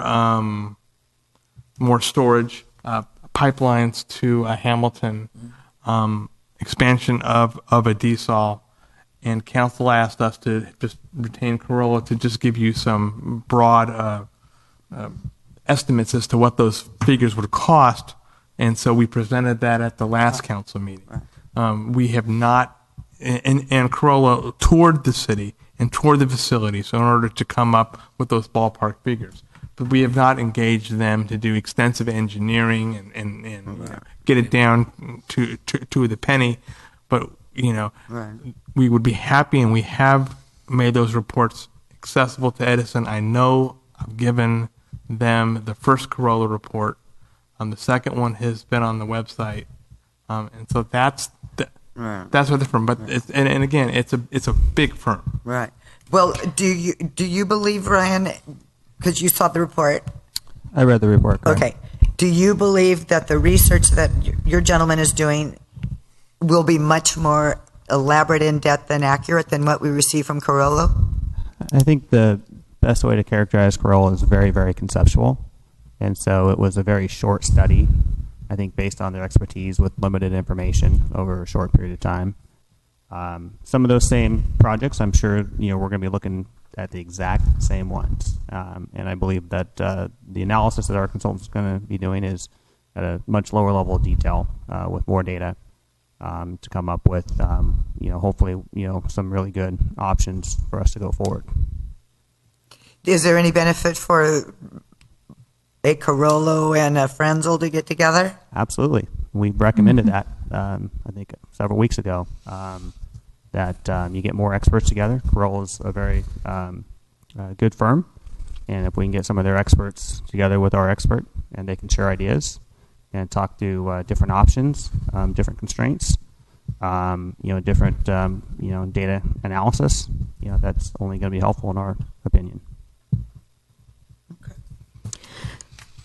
So I don't see any reason why we wouldn't reach out and ask for information. I think the more information from as many parties as possible is a benefit to the community, and certainly reaching out to see what the CPUC could do or what their recommendations are is obviously very valuable to us. The issue that I've had all along, and have discussed this with many members of the community, is that the recommended action was not clear. And that's what I've been asking for this is the third meeting now. And I believe today was the first time that clarity actually came forward. And that is, what is the issue? And what I heard, and I just want to make sure I reiterate it and that any correction is made, is that conceptually Edison and the city agree that these are all projects that would be viable. They would be great projects. The disagreement comes with the priority of the project, where the city is trying to have Avalon be the priority and Edison is looking at its ratepayers as a whole. So that's where I understand that part of the disconnect is that the priorities might be different, but the conceptual ideas of what Edison would go out for funding for, those are all agreed upon bullet points. Are we on the same page so far? Mm-hmm. Did I understand that all correctly so far? Yeah. Okay. Yeah, we have told everyone, the public, it's on the website, it's in our staff reports on what the specific projects are, and it's now we don't know at this time what those specific projects are. Except the refrain that we hear from Edison is we have to look at the big picture. We know that for desalinization, there's only $50 million available, and that if you have multiple projects going for the same pot of money, that the likelihood you're going to have them all funded may be less, and that's so. I think we've been very transparent on what you've directed us to do. I think we just don't know what they're going to do. But you're asking us to write a letter to ask them to fully support the City of Avalon's priority request. So I guess that's where I'm trying to get this out publicly. I understand it. I have no problem going and asking anybody for help and support. I think we've said it very publicly that wherever we can use our state leadership, whether it be legislators, whatever we could do. Supervisor Kanabe has been a tremendous support with us with water. That's our role, is to be able to have this avenue to write letters and participate. So I don't think that there's any issue with agreeing to ask for help. What I'm hoping that we do is not spin wheels, and I really want the city to be very clear in a letter that they're writing that says, this is what we believe our priorities are. This is where we believe that Edison may or may not agree with us, and so that it's out there, that it's not just, they need to cooperate with what we want. Right. I just don't want to see a conceptual letter go out. I want to see something that specifically states what we're trying to accomplish. Well, number one, it doesn't even say letter. Right. It's about a visit. Right. And the letter is not kind of there right now, which is, I think, is kind of good. I feel okay with no letter, but yes, a visit to talk. So, for example, on number one, to go up and say hello and talk about those things, I think is one. Well, especially when it comes, because if we're saying, because construct new or fix the freshwater. If we're in agreement, I don't know why we can't talk conceptually about that, and that will be something that will in the next, because we're not going to be getting any Prop 1 stuff coming till at least the first of the year. So, and then probably a little longer after that, to be quite honest, you know. So, I mean, in what I know, if the rules come out in January and then they give you so much, you know, anyway, it's going to take some time. So I think visiting is okay. Now, number 2 was direct the city manager to seek a revision to the tariff to decouple drought designations, based on do we want that to happen, yes or no? Well, I think what that particular one is to discuss that along with the projects. Okay. Okay, now number 3. And then number 3 is again to discuss if the current waiver, if the current rules aren't going to be modified, discuss with the CPUC how the existing tariff can be used to grant immediate relief to Avalon residents. Okay, so they say they have you say you have flexibility in doing these things. The thing is, so regarding recommended action number 2, there doesn't require any changes in our tariff to change the rationing percentage, whether it's for customers in Avalon that are connected to the desalination system, customers on the west end, or customers connected, served by the Middle Ranch wells, not connected to desalination system. You're saying that different customer groups within those systems, we have the ability to adjust rationing based on the approval of our stage 3 activation, because we requested that flexibility, so that we knew going into this that Plant 2 has just been operationalized, just been integrated with Plant 1. There still remains brine mode enhancements left to be completed. We anticipate completing those in December. It's going to take a few months of operations in order to reliably and to understand how to reliably operate that system in conjunction with Plant number 1. And we plan on reevaluating. We've committed to reevaluating the information on a regular basis to see if there's, the data supports changing those rationing percentages. Because we knew going in that these are new capabilities we have. We need to operate it, learn from it. It's part of any new complex system. It's normal. And as we get more information, more reliable operations, then we can make better judgments on those those percentages of rationing. Mayor, the sooner we start the conversation, the sooner we will be in a position to hopefully have that alignment and that resolution. And I'm not hearing objection regarding starting the conversation, including the PUC on an advisory basis or voluntary basis. So the sooner we start, the more opportunity there is. And as City Attorney said, that we have shared and are willing to share any and all data that we have. It's public information anyway. We feel that there, as Council Member Cassidy said, that we can talk about those specific things that have been articulated to you in public, articulated by the City Attorney or the Director, and we can have that conversation and begin that dialogue. Yeah. It's going to take a little time. Yeah. Item number 3, again, it had been brought to our attention after it came out in print and whatever, and I didn't really notice it. When we were talking about issue water rationing waivers for hotels and businesses in Avalon, I didn't really get the impression we were just singling those out and not the entire community. It didn't. It really just said critical businesses. It didn't. But looking at specifically, those were examples of that. Okay. And again, that's how it came out. So it could be a critical household. Right. Exactly. Okay. That's how it came out, though. Right. We had a lot of households and people that had problems with that because they felt left out. Okay. Yeah. And that's why my item was on there to give people water. Just the general public. And again, I understand 2 and 3, looking at them together, the current rules may have this quote flexibility, but it's not being flexed. I mean, the fact is that people aren't getting water, and that's the discussion we would like to have. Is, we think the rules should be changed to reflect the reality that we have a desal plant. Mm-hmm.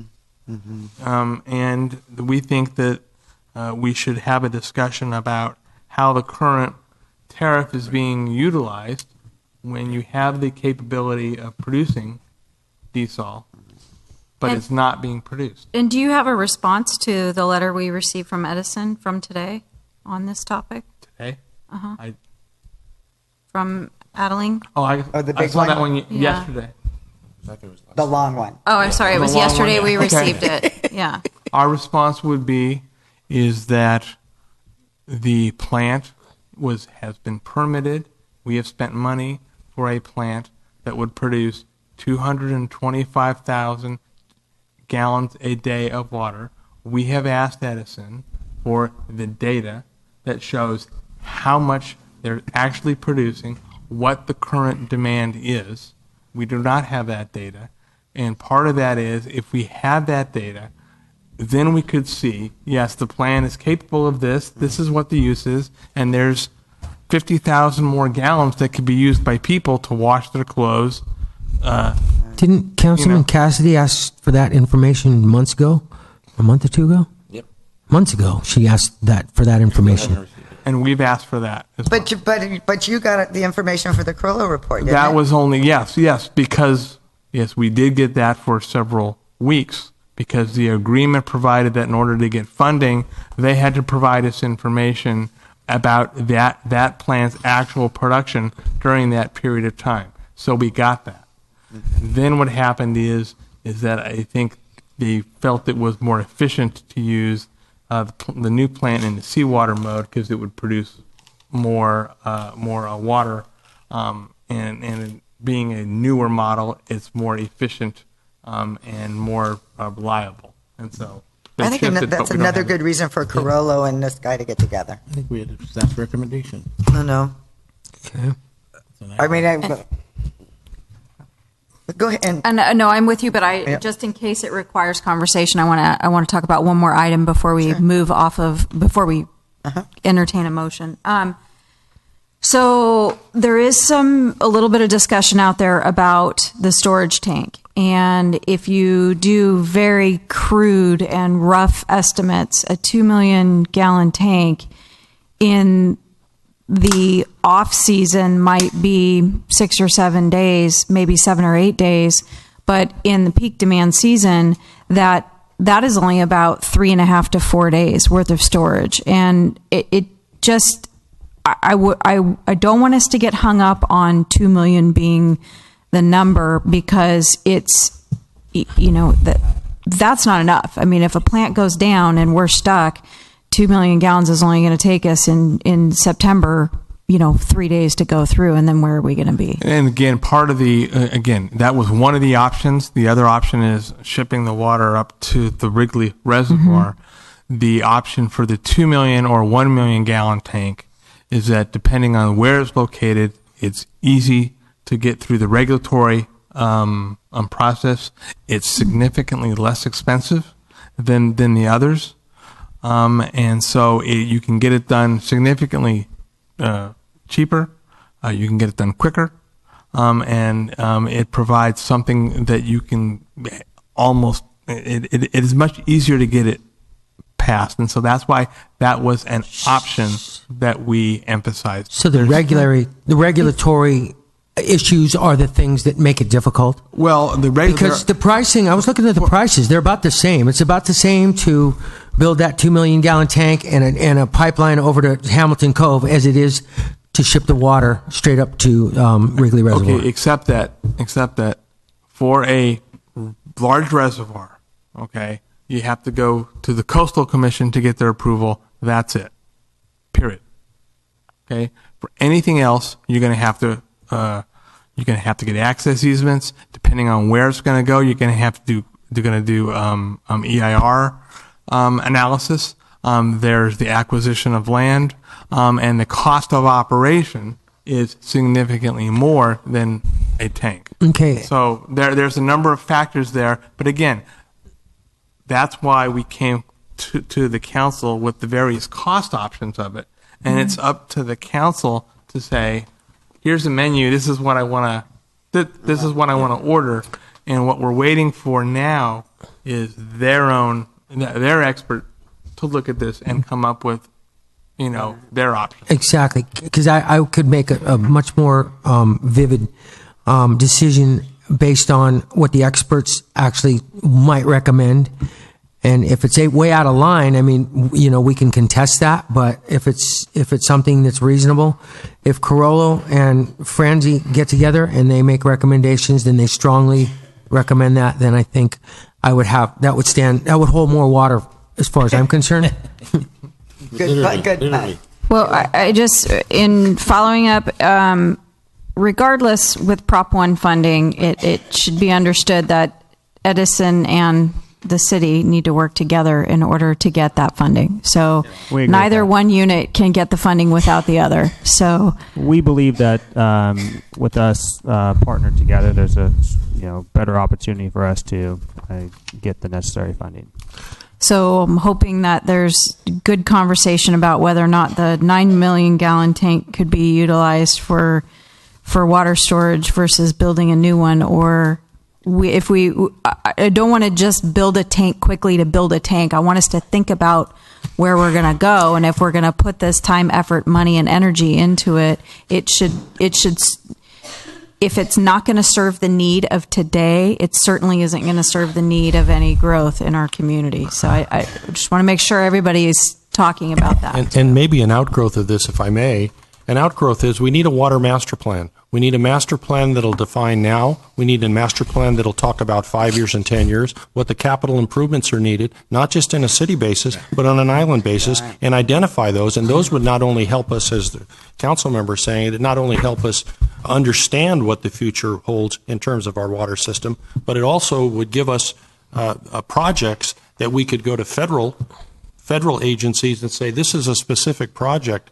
And so that might be an outgrowth of all of this dialogue and conversation, is that master plan, so that we all know the story for the water system here. I think Mr. Jenkins is referring to the requirements under California Code for urban water suppliers to have a master plan. We're not an urban water supplier. We do not have that requirement, but we do put together various budgets, capital plans, O&M plans. We present information to the commission in our various rate case filings.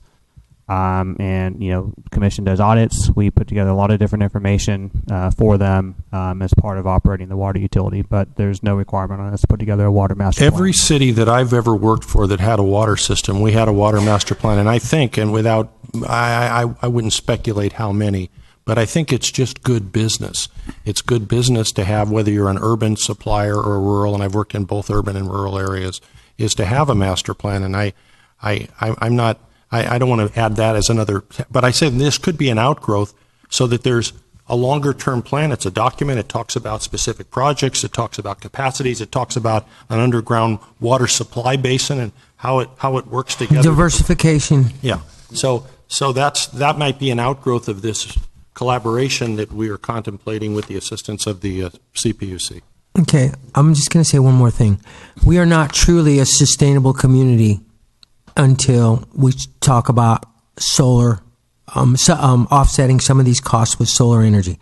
I mean, seriously, eventually we're going to have to discuss this, because people in the community want us to be a sustainable community, environmentally friendly community, and we want to keep our costs down as well. I don't know if Edison is even thinking about this. I know they have thought about it in the past, but I'm just saying solar energy will make us sustainable. The city's general plan, that is the Constitution for Development under California law, under its police powers, the city's general plan talks about, because of the wisdom of all of you and the community, talks about that sustainability. It talks about solar. It talks about electric vehicles. It talks about, for people to make it affordable, a way to make it affordable.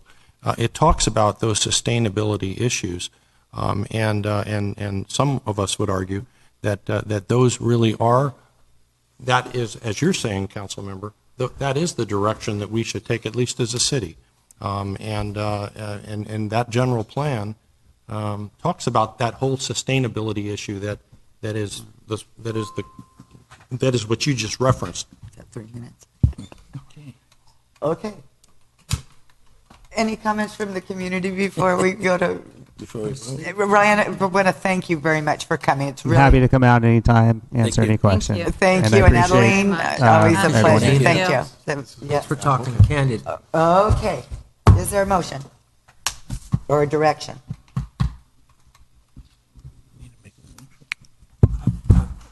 Move to direct, and seek. I believe we have them. What? I'd like to make Move a to motion. direct, and seek. Direct, and Can't make see. a motion? You want to? Try. Try to make a motion that we recommend to take the city work and the city manager's work and for the water direction from the city, direction on that. I'd like to make a motion that we go ahead and go forward with that. Okay, so have And them item go to- number 6. Goes to the CPUC, number Yep. 1. Mm-hmm. And I think that's the main one, All 3 of to them. discuss those 3 issues, right? Yep. And then are we going to also direct on having Carollo and Frenzel? I think we'd like to encourage them That would be to good. Yes. meet I'd with be each part of that. other. I agree with that. Okay, go ahead. I'm going to come back. I'm going to get an estimate from Corolla because we have reached the amount that they can spend under the city manager approval. So Oh, wait, don't they?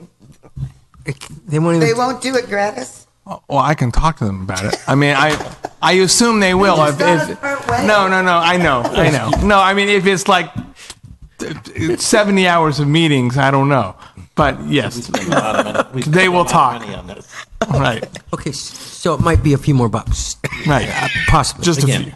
Okay, but okay, so there's been a motion. Does anybody want to add to that? Second. Okay, motion second. Further discussion? Call for the vote. Let's move ahead. All eyes. Thank you. And what did you say when this meeting started, Cindy? Oh, I thought we had a light agenda. I mean, I thought we were all in agreement. All right. Tony, thanks for hanging. And, Oh, we got one more. Yeah. Oh, my gosh. We have one more. Oh, yeah. I'm sorry, Dennis.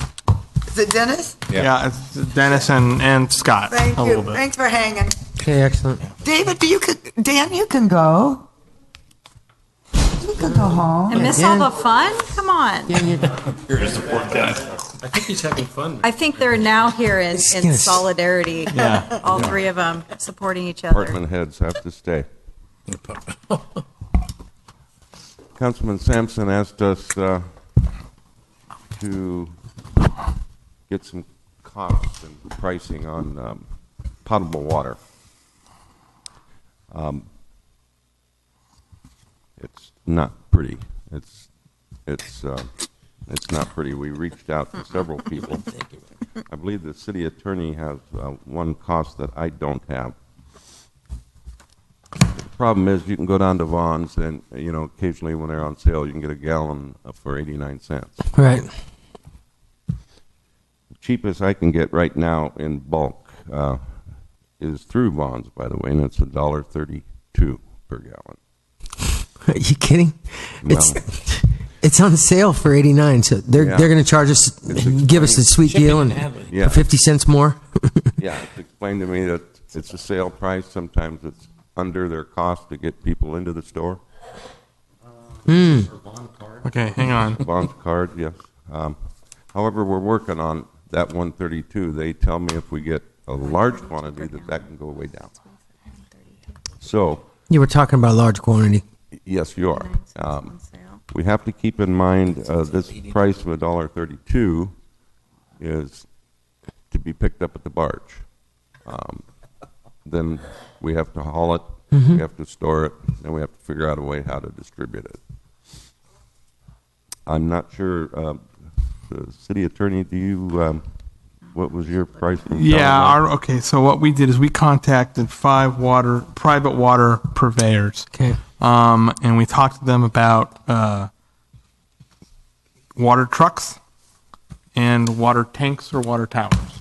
And so the 5 that we contacted, none of them said it said we're not interested. We will not allow you, or they're not interested in having a water truck come to Avalon. all they're talking about is 4 didn't want anything to do with it. 1 said, we'll give you a water tower. A water tower is a 125 gallon water tower at $161. That's including that's a day, and so that works out to $1.28 a gallon. This afternoon, so that's expensive. This afternoon, Joe Byrne, who you all know who's our water guy, did receive a phone call from the city of Long Beach. They have water, and so he's getting an estimate from Long Beach that would be significantly below any cost. But then the issue is getting it over here and distributing. The barge is the cost, the handling of the product. I had finance department give us an average of what we spend for tap water. For what? Tap water. Water.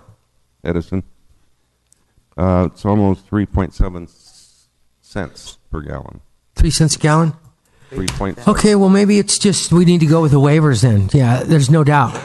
And maybe we need to just automatically just start getting people to fill out these waivers, and so we can get them as much drinking water as they need. I'm talking for drinking.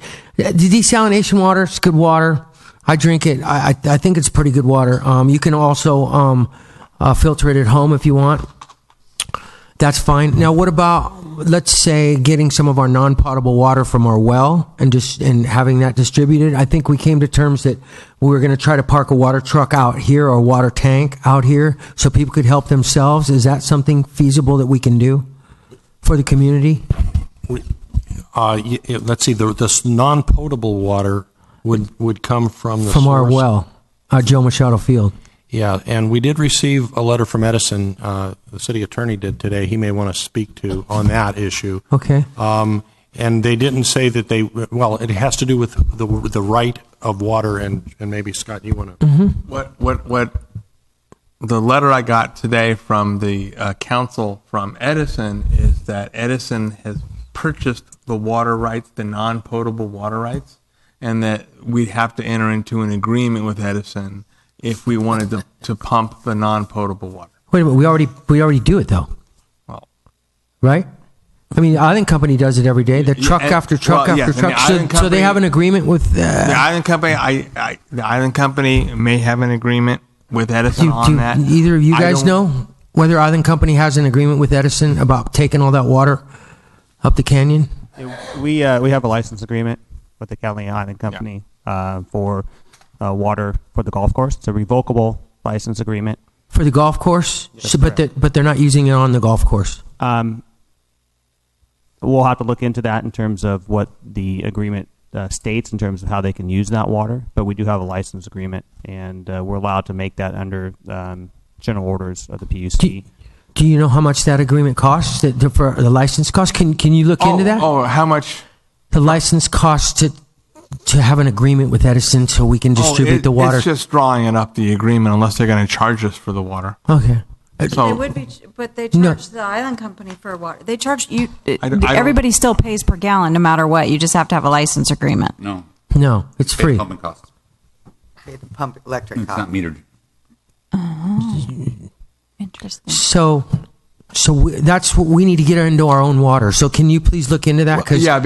Because again, what I requested when I got this letter, I sent an email back to the council saying, because he's referencing some years old agreement, and I said I want to see copies of all these old agreements that reference the fact that the city doesn't have the water rights to property that it owns, and so we don't.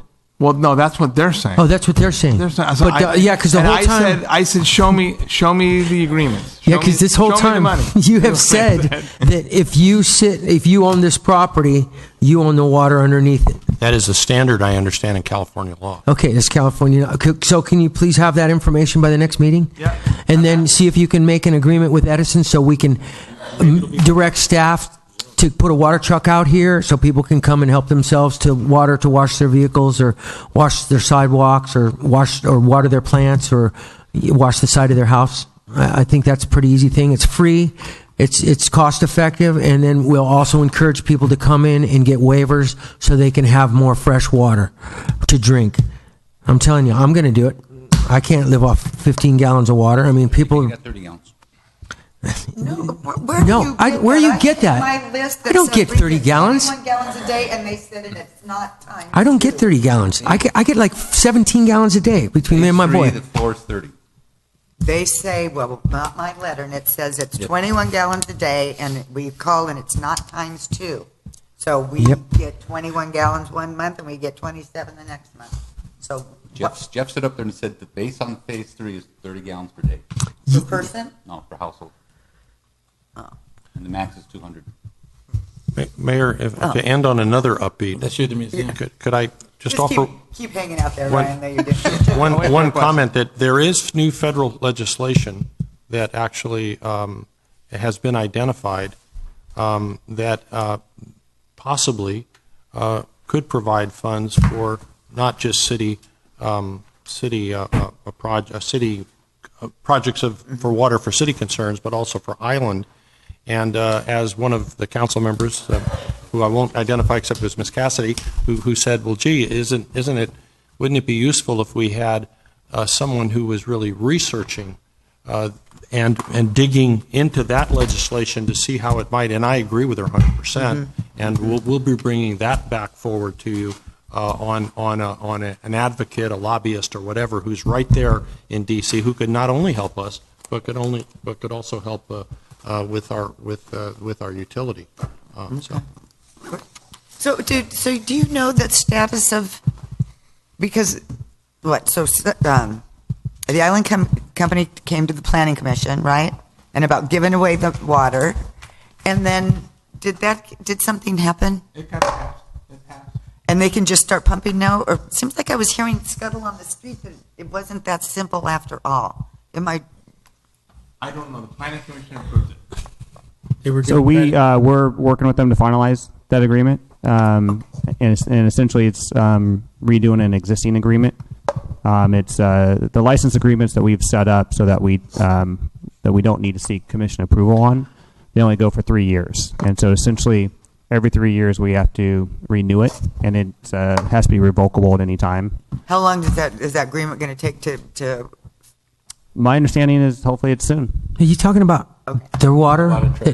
You know what? I don't even want to go there because they're going to want something for it. People want to know what's going on. People want to know what's going on because they heard that it was going to happen. I understand. So if I understand, but we need to come up with the solutions for our community. If the Island Company starts doing this, they're going to start wanting something for the gesture that they're doing, which is a kind gesture for now, but it's not that way. It's not that easy. Nothing is for free in life. That's why I want to get our own water truck, and deliver water to our own people from the city of Avalon. Okay. Not the city of the Santa Catalina Island Company, because it doesn't exist. The city of Avalon does exist.